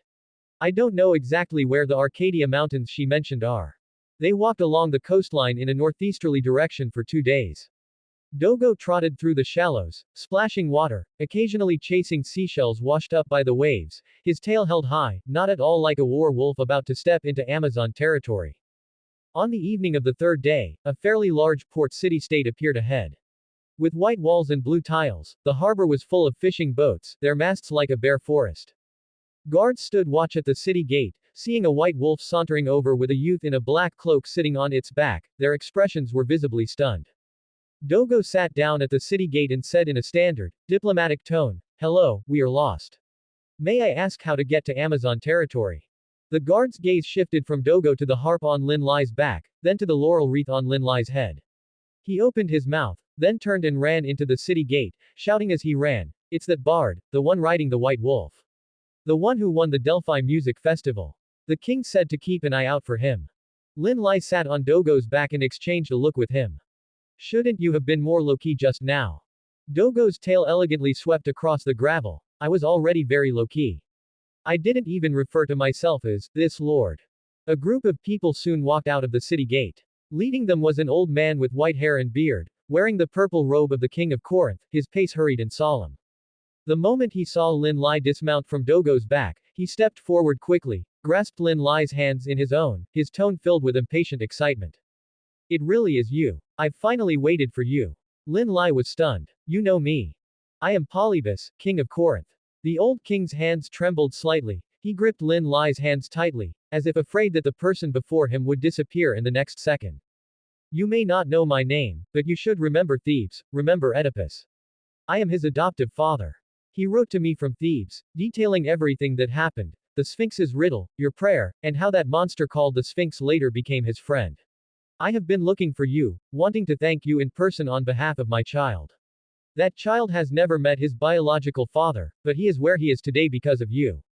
Lin Lai was silent for a moment. "You are too kind. I only did what I could. What you could do is more than most people do in a lifetime." The old king released his hands, stepped back, and made a solemn gesture of invitation. "Whatever your reason for coming to Corinth, you must stay today. I want to host a banquet to thank you." The banquet was arranged in the main hall of the palace, the table laden with the best food Corinth had to offer: freshly baked bread, vegetables dressed in olive oil, fresh sea fish delivered from the port that morning, and a whole platter of grilled fish heads prepared especially for Dogo. Dogo lay beside Lin Lai, his tail sweeping elegantly across the floor, occasionally accepting pieces of fish meat handed to him by Lin Lai, maintaining his usual noble demeanor while eating. The old king sat opposite Lin Lai and poured him a glass of wine. Are you just passing through Corinth this time, or do you have business to attend to? To tell you the truth, I am looking for a route. Lin Lai set down his wine glass. I am going to Amazon territory, but the direction Lady Athena gave me was too vague. I've walked along the coastline for 2 days and still haven't found where the Arcadia Mountains are. Amazon. The old king's brow furrowed. He set down his fork, his fingers unconsciously rubbing the rim of his wine glass, and he was silent for several seconds before speaking. What are you doing going to find the Amazons? It's a task given to me by Lady Athena. I need to challenge their queen, Hippolyta. But according to the rules, I must first defeat 10 ordinary warriors to qualify. The old king looked at Lin Lai for a moment, then stood up, walked around the table, and bowed solemnly to Lin Lai. Lin Lai, by helping Oedipus, you have helped my entire family. I have a presumptuous request: since you are going to the Amazon, could you please help me resolve a matter along the way? What matter? The old king straightened up, his eyes filled with deep worry. He sat back down, pushed his wine glass aside, and clasped his hands on his knees. Corinth is a coastal city-state, and fishing is our lifeline. Our fishermen go out to sea every morning and return in the evening, selling the fish at the market to make a living. But in recent months, harassment by the Amazons has become increasingly frequent. They specifically target fishing boats. The boats are filled with young, able-bodied men, which are exactly their targets. Are they capturing men for reproduction? Lin Lai asked. The old king nodded, silent for a long while before continuing, his voice very low. It's not just capturing. We had one fisherman who managed to escape and said that the Amazons take the captured men to a camp, guarded by specific females. Those men are taken away in turns, and with different females. He paused there, seemingly unsure of how to phrase it. He then swallowed hard. After they are used, they are executed. The wine glass in Lin Lai's hand paused in midair. Dogo's mouth, which had been gnawing on a fish head, also stopped, his ice blue eyes widening slightly. After that fisherman escaped, he died just a few days later. His injuries were too severe. His last words were just these few sentences, saying that the Amazons never show mercy to prisoners of war, and they don't leave them alive after using them because keeping them is a liability. The old king looked up, those weather-beaten eyes no longer holding the warmth from when he hosted the banquet, replaced only by the helplessness and indignation of a monarch facing such harassment. I request your help. Since you are going to the Amazon, could you please investigate whether this is Hippolyta's order? If not, could you put a stop to it? Lin Lai set down the wine glass and thought about it. He had intended to go to the Amazon anyway, and handling Corinth's request along the way wouldn't take much effort. Moreover, hearing what the old king said, he really needed to figure out the situation inside the Amazon beforehand, lest he dive in headfirst and get abducted. It wasn't that he was afraid of fighting, it was mainly hearing about the treatment of being executed after being used that made him feel he should carry more arrows. Alright, I agree. I was going to find Hippolyta in the Amazon anyway, so I can help you investigate this along the way.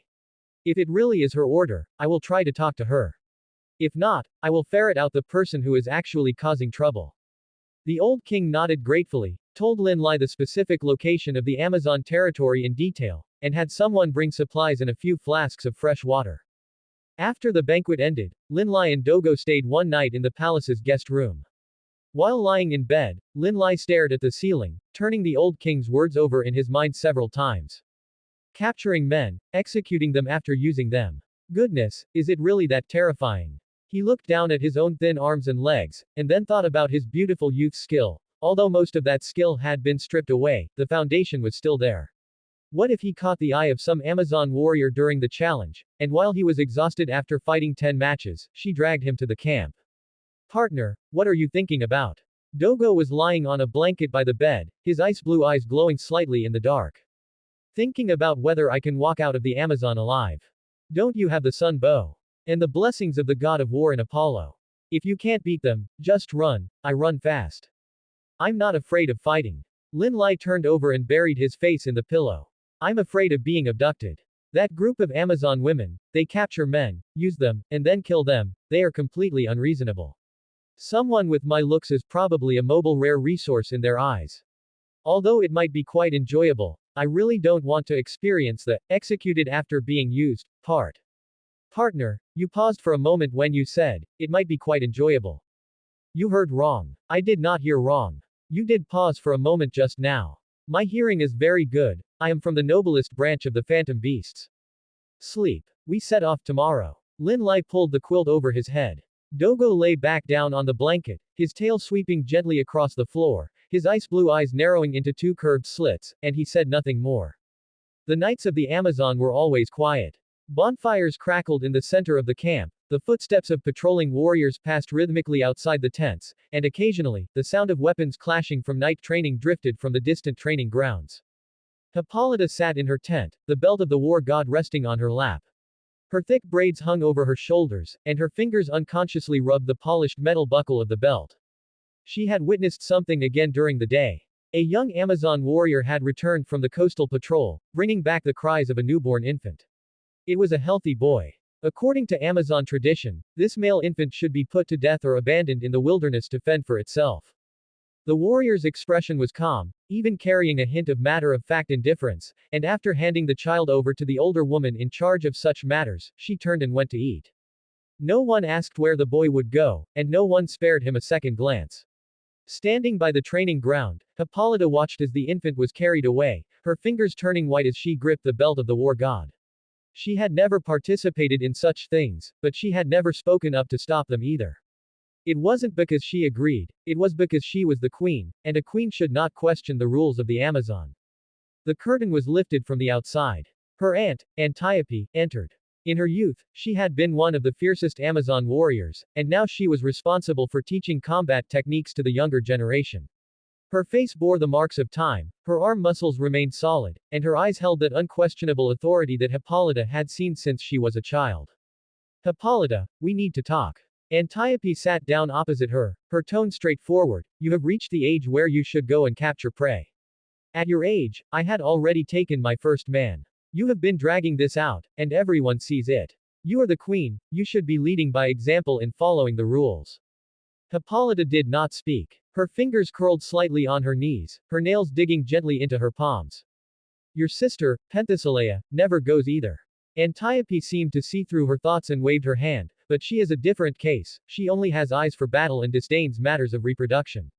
She feels that men would only affect the speed at which she swings her hammer. You are not like her.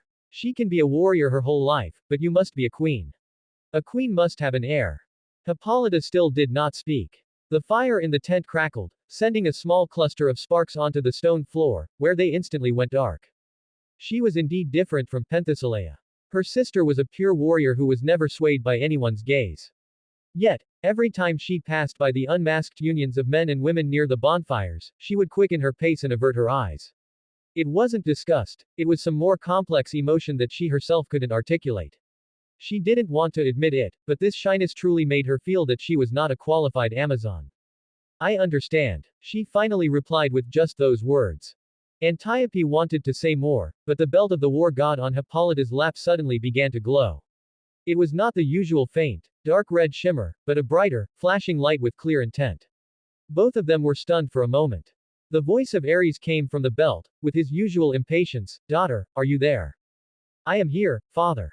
Hippolyta aligned the metal buckle of the belt toward herself and sat up straight. Antiope tactfully stood up, brushed the dust off her knees, and lifted the curtain to leave. I have something to tell you, Athena made a bet with me. Ares spoke very quickly, clearly still holding onto the anger he had brought back from the banquet at Olympus. She said a bard named Lin could defeat you. I said that was impossible, how could my daughter lose to someone who sings? Originally, I was going to fight the boy myself, but goddess Artemis and Persephone were nearby and called me shameless, saying it was disgraceful for a grand god of war to go solo against a mortal. So, I'm having you fight. Anyway, you are my daughter, so if you win, it means I win. A bard. Hippolyta frowned, the kind that plays music and sings in taverns. Yes, that kind. He looks like he has no combat ability, all clean and fair, and I bet he couldn't even take one of your punches. But since Athena dared to bet, it means he definitely has something up his sleeve. Don't underestimate him. Remember, just defeat the boy. This is a rare chance to beat Athena, your father has never won against her. This time, it all depends on you. Hippolyta was silent for a moment. Father, how many times have you fought Athena? Why ask that? Just curious. Ares was silent for a long while, then muttered something indistinctly about, many times anyway, and quickly changed the subject. Anyway, just remember, defeat that brat. Don't worry about anything else. Enough, get some rest, and remember to train extra tomorrow. The glow of the belt extinguished. The tent fell quiet again, leaving only the crackling of the bonfire and the footsteps of the patrolling warriors in the distance. Hippolyta looked down at the belt of the war god on her lap, her fingers gently stroking the dark red patterns flowing over the metal buckle. She suddenly remembered what her sister, Penthesilea, had once said to her, what is there to capture in men? It's better to practice a few more sets of hammer techniques. At the time, she thought her sister was too extreme, but now she felt her sister's words weren't entirely unreasonable. At least her sister didn't have to struggle with such matters. A bard named Lin Lai. Clean and fair, able to play music and sing, favored by Athena, and described by her own father as having no combat ability. She had always only believed half of her father's judgment, the other half she would have to see for herself. She wanted to see exactly what this person, who could make Athena and Ares place a bet, was really like. Dogo stepped on invisible stairs to cross the final ridge, and Lin Lai finally saw the territory of the Amazon. An island surrounded by dense forest looked like an emerald embedded in the sea when viewed from above, the coastline wound and twisted, with white waves crashing against black reefs. The island was lush and green, with the branches and leaves of towering ancient trees layered over one another, amidst which brown tent tops and thin wisps of cooking smoke were faintly visible. This is the place. Lin Lai patted Dogo's neck. Let's go down and take a look. Dogo's four paws suspended in midair, treading on the wind as he landed on a patch of gravel beach at the edge of the island. Lin Lai flipped off his back, hung the harp and the extra quiver of arrows on the saddle on Dogo's back, leaving only his bow and the quiver he carried with him. He looked around. The beach was empty, and he didn't even see a patrolling warrior. This doesn't look like an inhabited island, either. He walked forward a few steps, and suddenly the ground beneath his feet gave way. Beneath the gravel beach was buried a finely woven vine net, which collapsed from the center the moment his weight pressed down on it. He instinctively tried to grab something to steady himself, but everything around him was loose gravel. The moment his fingers touched a stone, it rolled into the pit along with him. During the fall, a vine snare hidden on the inner wall of the pit was triggered, precisely lassoing his ankle before tightening violently. He was yanked out of the pit while hanging upside down, swaying back and forth in midair, his bow slipping from his shoulder and falling onto the gravel at the edge of the pit. Partner. Dogo's voice came from above, carrying a hint of schadenfreude. Didn't you say you were here to challenge the queen? How did you get strung up before even entering? Lin Lai swayed while hanging upside down, looking at the figures hidden among the leaves with arrows aimed at him, unable to refute. A lazy voice echoed in his mind. Hephamelos's tone carried a mockery that was clearly suppressing laughter. You fell for such a simple trap, and you still claim you're here to challenge the queen. Who knew they would dig a pit at their own doorstep? Is this the hospitality shown to challengers? Among the Amazon, traps are probably part of one's strength as well. Congratulations, you've proven yourself the moment you walked in, at least you've proven that you don't look where you're walking. Soon, a series of light, rapid footsteps came from behind the bushes. 7 or 8 figures emerged from the thicket, all of them women, tall and sturdy, wearing light leather armor and holding bows, arrows, and short spears. They surrounded the pit, and one of them crouched down to pick up the bow Lin Lai had dropped, examining it over and over before looking up at the youth hanging upside down in the tree.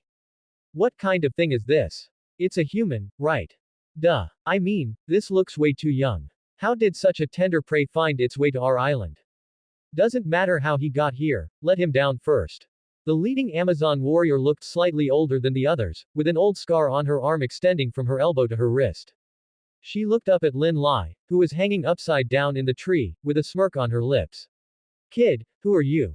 What are you doing in the Amazon? Lin Lai swayed while hanging upside down, trying his best to make his voice sound less disheveled. I am here to challenge Hippolyta. My name is Lin Lai.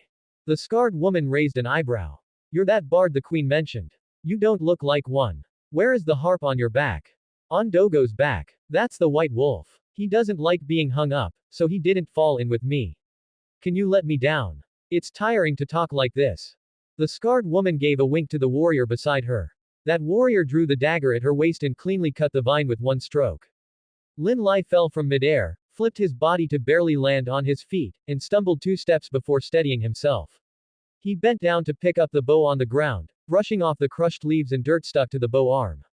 Thanks. The scarred woman looked him up and down. Lin Lai was wearing a black cloak. Although the hood wasn't pulled up, the cloak formed by the Hades helmet naturally had the effect of obscuring his face.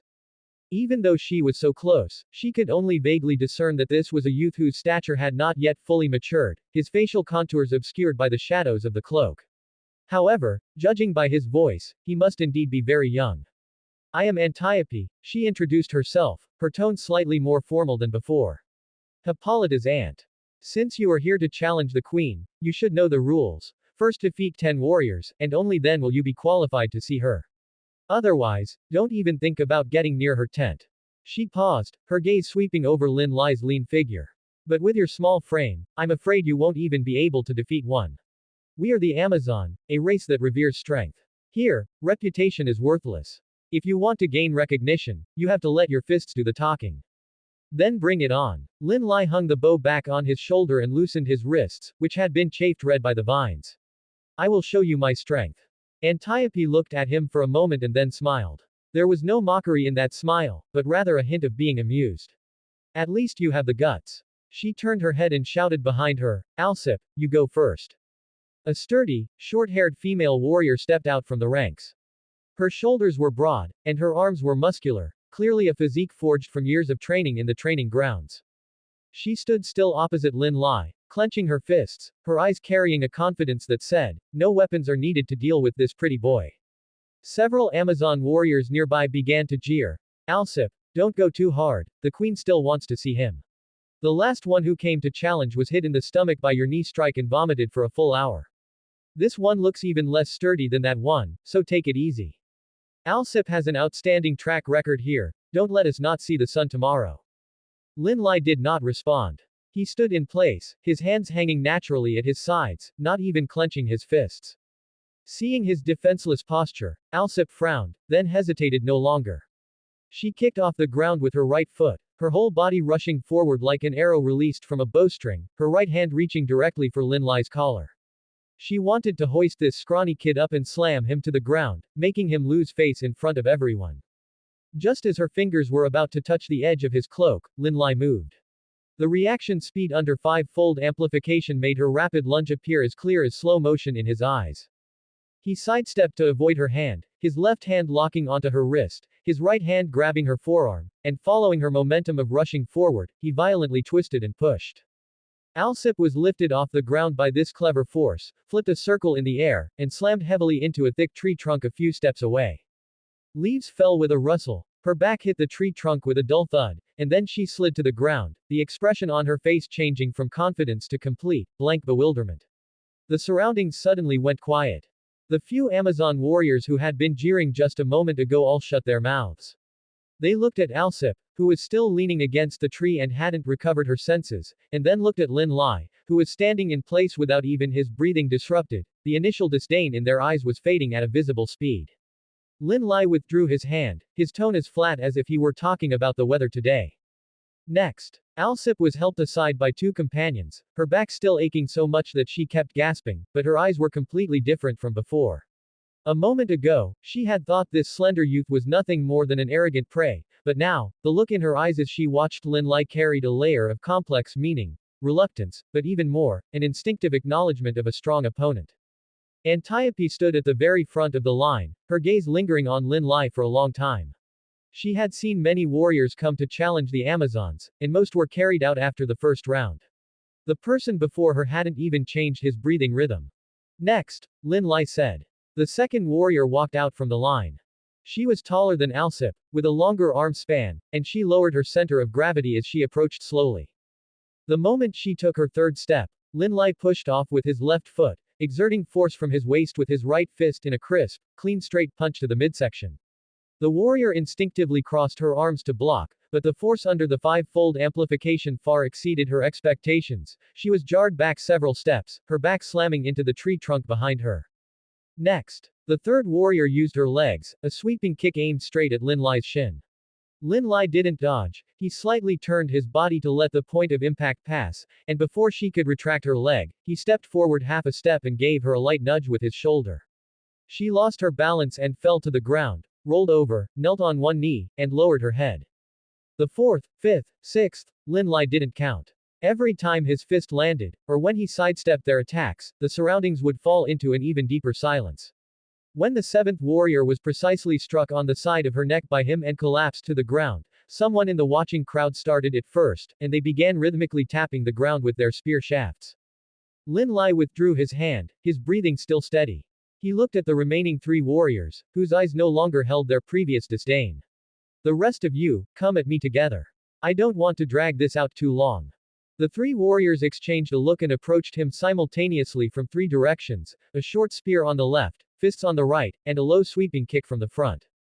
Lin Lai first dodged the spear thrust to the right, using an elbow strike to force back the spear wielder, then he turned to cut to the front, blocking the low sweep with his knee and pushing that warrior into the bushes. Finally, he sidestepped the last heavy punch and used his shoulder to knock the last person to the ground. When the last warrior climbed up from the ground, Lin Lai also bent over, hands on his knees, and let out a long breath. The five-fold amplification could indeed let him fight three at once, but the continuous combat was a real drain on his stamina. If a few more came, he would probably need a half-time break. The eyes of the watching Amazon warriors had all changed. At first, it was disdain, then shock, and now, those warriors clutching their spears looked at him without the slightest bit of contempt. The sound of spear shafts tapping the ground continued, louder than before. Then, a voice came from behind the crowd. It wasn't loud, but every Amazon warrior went quiet the moment they heard that voice, making way. That is enough. Hippolyta walked through the path cleared by the crowd. She wore a form-fitting short armor, exposing her sturdy forearms and shoulders.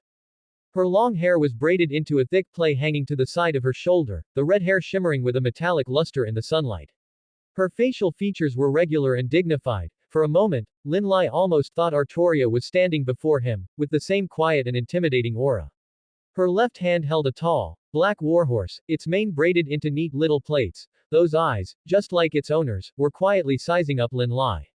Lin Lai, is it? Hippolyta stood still before him, her gaze sweeping from the bow on his shoulder to the gravel ground at his feet, and then to the 10 warriors he had defeated nearby. A faint smile touched the corners of her lips. You have already proven to us, you are qualified to challenge me. She took a wooden bow from beside the saddle and tossed it to Lin Lai. The bow body was light, the string was twisted ox sinew, and the grip was polished smooth and shiny. Lin Lai raised his hand and caught it. Dogo walked out from the bushes behind, sitting elegantly by his side, his ice blue eyes looking up and down at Hippolyta's warhorse. Partner, is that the woman you're going to fight on the horse? She looks very formidable. The two locked eyes. Hippolyta rode on that black warhorse, looking down at Lin Lai from above. That black cloak obscured his face. Even being this close, she could only vaguely tell that this was a youth with reasonably refined facial features. However, judging by his clean, punch-after-punch fighting style, this was indeed an opponent worthy of a fight. Lin Lai also looked back at Hippolyta on horseback. The face before him could almost perfectly overlap with the appearance of that King Arthur in his memories. Just as the two were about to take their positions, Antiope suddenly walked quickly out of the crowd, raising her hand in a pause gesture. She walked to the side of Hippolyta's horse, stood on tiptoe, leaned into her ear, and whispered a few words in a low voice. Hippolyta frowned, and then a faint flush of red appeared on her earlobes, and she turned her eyes away, no longer looking at Lin Lai. Lin Lai stood there watching this scene, his expression gradually changing from calm to confused. Wait, what are you whispering about? If we're competing in mounted archery, then let's compete. Why did your face suddenly turn red? Hippolyta raised her head again, the expression on her face already restored to the dignity a queen should have. She held the longbow vertically in front of her chest, pressed her right hand on the bow arm, and closed her eyes. Lin Lai. Before the competition begins, I need to swear an oath to the gods. I swear in the name of the daughter of the god of war, Ares, this competition, regardless of victory or defeat, shall be a battle of honor. I will not show mercy, nor will I violate the rules. Lin Lai nodded and also held the wooden bow vertically before him, pressing his right hand on the bow arm. Then I swear to the goddess Athena. In this competition, I will go all out and not let down her expectations. Both vaulted onto their mounts and retreated to their respective starting points on either side of the training ground. The black warhorse Cario under Hippolyta lowered its head and pawed the ground twice with its front hooves, snorting a puff of white air from its nose. Dogo stood firmly on all four paws elegantly, his tail sweeping gently behind him, his ice-blue eyes fixed on the warhorse opposite. Antiope raised her hand, her gaze sweeping between the two, and then she swung it down sharply. Cario charged out first, hooves flying, kicking up a dense sound of hoofbeats on the gravel of the training ground. Dogo took to the air, stepping on invisible stairs to keep up, his speed completely not inferior to that black warhorse. Hippolyta knocked her bow and drew the string, the first wooden arrow flew from her hand. The moment the arrow left the string, it split in midair into a dense rain of arrows. That was not ordinary archery, but the combat skill bestowed upon her by the bloodline of the god of war.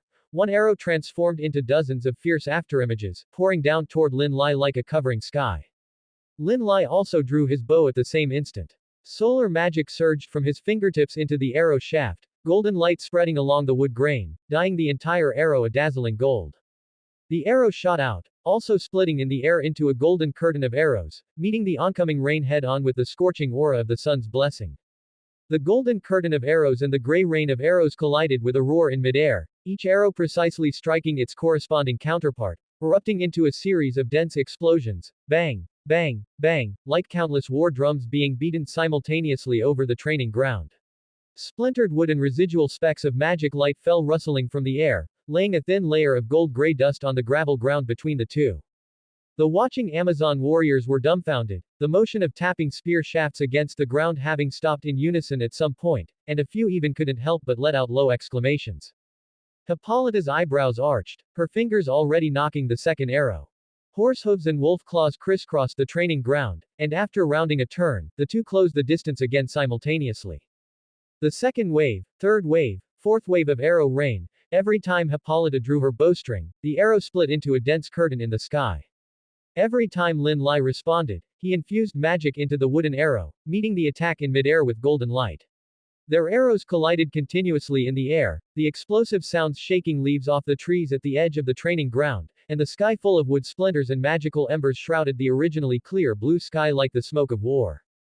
Hippolyta counted silently in her heart. Their rains of arrows had collided and cancelled each other out in the air for several rounds. This was meaningless. Decisively, she pulled hard on the reins. Cario let out a neigh, abandoned maneuvering, and charged straight at Dogo head-on. Seeing her charging on horseback, Lin Lai patted Dogo's neck. Dogo's four paws pushed hard off the gravel ground, meeting Cario head-on. The two mounts collided with a roar in the center of the training ground. The impact between the wolf and the warhorse blasted the airflow outward, and amidst the chaotic falling leaves, Hippolyta suddenly leaned out from the horse's back and grabbed Lin Lai by the collar. Lin Lai simultaneously reached out and grabbed her shoulder. Both tumbled off their mounts at the same time, landing heavily on the gravel ground.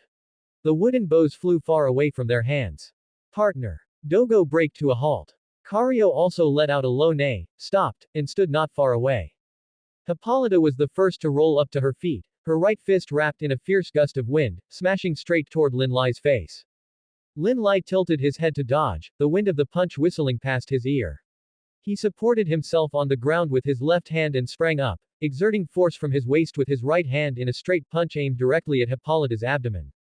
Both were jarred back a step by the other's force. His physical fitness under the five-fold amplification was on par with her combat skills. Hippolyta stepped forward, feinting with her left fist and driving her right knee upward. Lin Lai sidestepped her knee, using an elbow strike to force back her fist. The two exchanged several moves in close quarters. Hippolyta's fist technique was fierce and domineering, every strike carrying the killing intent honed in battle formations. Lin Lai's responses were precise and clean, every block and counterattack finding a gap in her dense offensive. The gravel was crushed even finer by their footsteps, sweat flung from their temples, leaving dark marks where it hit the gravel ground. After a round of intense mutual probing, the two retreated 2 steps each, breathing heavily. Hippolyta's thick braid was loosened by sweat, a few strands of golden hair sticking to her temples, trembling slightly with her heavy breathing. Her eyes no longer held the initial scrutiny and curiosity, replaced instead by a focus ignited by battle intent. She clenched her fists, her lips moved, and she resumed her fighting stance. Lin Lai wiped the sweat from his temples, his chest heaving deeply, but his eyes never moved from her.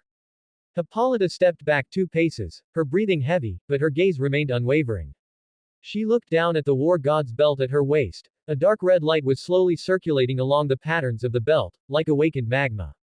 She raised her right hand, and dark red mana surged from her palm, condensing into a short spear. The spear body was translucent, with the dark red light unique to the war god's bloodline flowing within. The next second, she pushed off with her feet and lunged forward with the short spear. Lin Lai sidestepped the sharp point of the spear and backhanded to pick up the wooden bow that had been knocked away earlier from the ground. An arrow flew through the air, but Hippolyta didn't even dodge. She slashed horizontally with the short spear, cleaving the arrow in two. She stepped forward again, the tip of the spear sweeping in a half arc toward the bow in Lin Lai's hand. Wood chips flew, and with a crack, the bow arm snapped into two pieces. The quality of this bow isn't as good as that scrap metal from Hephaestus. Lin Lai tossed the broken bow aside and retreated a few steps to put some distance between them. Hippolyta did not give him a chance to catch his breath. She put away the short spear and condensed mana in her right hand again, this time into a one-handed longsword. The blade was dark red, dragging across the gravel ground and kicking up a small spray of sparks. She pressed forward with a horizontal slash. Lin Lai leaned back to avoid the blade, pushed off the ground with his right foot, and flipped to land on the gravel a few steps away. The tip of the sword grazed his forearm, slicing open a shallow cut. Before the blood could even seep out, golden flames automatically covered the wound, emitting a very faint sizzling sound. A few seconds later, the flames faded, and a thin scab had already formed at the edges of the wound. Hippolyta looked at the wound sealed by the flames, her brows twitching slightly. It wasn't just this time. In several rounds of combat earlier, her blade and spear tip had clearly broken his skin, but every time before the blood could flow out, the wound had already started to heal. That layer of golden flame seemed alive, automatically surging out to seal his wounds every time he was injured. She couldn't help but mutter to herself, is he sure he isn't a follower of the Father God? His body could burn with fire, his wounds healed automatically with flames, and he grew fiercer the longer he fought. He was more like a follower of the war god than even the most fanatical followers she had seen among the Amazon. But she had no time to delve into it now. Hippolyta transformed the longsword back into a two-handed great axe, took a deep breath, and concentrated all her strength into her hands at that moment. Come on, let's settle this in one blow. Lin Lai looked up. The ring of golden patterns deep in his left pupil suddenly flared, and then golden flames ignited on both his hands. Mana burst Apollo, directly converting Apollo's blessing into power for close quarters combat. He had been fighting for so long, and his body was covered in at least 7 or 8 cuts. His arms, shoulders, and ribs all bore traces of the blade, but every single one had already formed a pale golden scab. He hadn't fought this heartily in a long time, not circling from afar with a bow and arrow, not carefully calculating every move on the verge of exhausting his mana, but pure, close quarters combat, fist against axe, head on. He was having a blast. All right, he said. Both of them moved at the same time. Hippolyta charged forward, the great axe raised high above her head. Dark red mana surged from her belt, climbing up along the axe blade and staining the trajectory of the strike into a crimson arc. Lin Lai clenched his right fist, and the golden flames condensed into a brilliantly bright point of light on his knuckles. He met her head on. The moment the fist and axe collided, golden and dark red light exploded simultaneously in the center of the training ground. The roar was deafening, and a shockwave spread out from between them, whipping up gravel, wood chips, leaves, and dust, forming a small mushroom cloud. The onlookers instinctively raised their arms to cover their eyes. Dogo's ears flattened sharply, and Kario stepped back a few paces, snorting uneasily. The smoke and dust slowly dissipated. A shallow crater had been blasted into the center of the training ground, and the gravel ground had been swept clean by the shockwave. Lin Lai stood at the edge of the shallow crater, his right fist resting less than half a palm's width from Hippolyta's forehead, not having actually struck. His other hand pressed down on her axe handle, gently pushing down the last remaining fragment of the great axe. The scorching sun in his pupils was gradually receding, and the golden flames were slowly ebbing away. His black eyes re-emerged from behind the dazzling halo of light, watching Hippolyta quietly. Hippolyta panted heavily, looking at the fist stopped before her forehead, and then at the hand pressing on her axe handle. Then she threw the shattered axe handle onto the ground and placed her right fist horizontally across her chest. That was the salute an Amazon warrior could only give to a worthy opponent on the training ground. I lost. Lin Lai withdrew his fist and smiled. He didn't even notice how bright his smile was. A few strands of his gray-white hair were dampened by sweat, sticking to his temples, and his black eyes were stunningly bright from having just finished a hearty fight. Then a gust of wind blew over. It wasn't a natural breeze. Lin Lai was too familiar with this rhythm, a wind that rose without cause, with no origin and no destination, its target so precise that it felt like someone was aiming at the back of his head from the shadows. Sure enough, the hood of his cloak was flipped back, and the entire cloak slid off his shoulders, piling onto the gravel ground.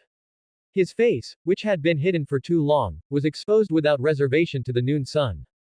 His gray hair shimmered with a faint luster in the sunlight, and his black eyes still held a lingering hint of a smile from the fight. His facial features were delicate and regular, and his skin was much fairer than most warriors due to being covered by the cloak for so long. It was exactly the kind of face that made Athena want to pinch it, made Hera say, "You've worked hard, child," on the cliff, and made Hermes want to cause trouble every time he passed by. Lin Lai took a deep breath, clenching his fists until his knuckles turned white. He squatted down to pick up his cloak and put it back on, gritting his teeth as he spoke to the air. "Hermes, I'll remember this. Don't let me catch you, or I'll definitely make you pay the price." The surroundings were silent. A few Amazon warriors didn't understand who he was cursing, but they had no interest in exploring it at the moment. Their gazes were glued to the face Lin Lai had suddenly revealed. Alcip forgot she was still clutching her back, and Antiope's lips moved slightly, then curled into a meaningful arc. Hippolyta stood at the edge of the shallow crater, closest to him, and saw it the most clearly. She looked at his gray hair dampened by sweat, at the pale golden traces of the flame scab still remaining on his face, and watched him wrap the cloak back on while cursing Hermes. Then she heard Antiope laugh very lightly and very softly behind her. The words her aunt had whispered in her ear earlier suddenly rang in Hippolyta's mind. "If you lose to him, according to Amazon rules, you must either die by his hand or become his wife. Decide for yourself." She watched Lin Lai raise his head after wrapping his cloak, his black eyes meeting hers exactly. He was still smiling, not provocatively, not smugly, but the kind of smile born purely from the joy of having had a good fight. His short gray hair swayed slightly in the wind under the sunlight, making his already handsome face even more captivating. So beautiful. This thought popped up without warning, and Hippolyta herself was stunned for a moment. Then she thought, "So, am I going to marry him?" Her face flushed red instantly. It wasn't the rush of hot blood from being overwhelmed by his momentum during the fight. It was a kind of heat that was more unfamiliar, more complex, and harder to resist with combat techniques, spreading from her earlobes all the way across her face. Lin Lai adjusted his hood, and looking up, he saw Hippolyta's face was completely red, and he was stunned for a moment. He took 2 steps forward, tilted his head, and leaned in to look at her face. "Are you okay? Hippolyta, you don't look so good, why is your face so red? Was it that punch just now?" "It's nothing." Hippolyta turned her head away, her voice several tones softer than usual, as if forced out from deep within her throat.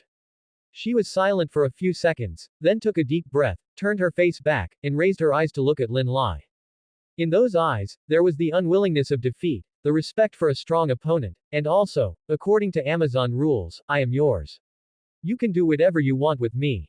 Lin Lai tilted his head, not having reacted yet. "What?" Hippolyta looked at his face again. Her earlobes were still red, but her gaze no longer dodged. "I am yours. You can do whatever you want with me." "What?" Lin Lai's brain buzzed. He came to challenge the queen, not to. He subconsciously pulled his hood tighter, and turned his head to look at Dogo beside him. Dogo was lying not far away, his tail elegantly resting on his front paws, his ice blue eyes squinted into 2 slits as he watched the show. The surrounding Amazon warriors finally recovered from the shock caused by that face. Someone let out a loud whistle, someone struck the ground hard with a spear shaft, and someone shouted out directly, "Hippolyta's husband. The Amazon Queen's partner. Congratulations, Queen." "Wait, wait, wait," Lin Lai raised his hands, trying to calm down this group of overexcited female warriors. "Can you please explain what kind of rule this is? I came to challenge, not to. Who said that if you win, you have to get married?" Antiope walked out of the crowd, the corners of her mouth hanging with that same meaningful smile from just before. Just as she was about to explain, Hippolyta already raised her hand, interrupting her.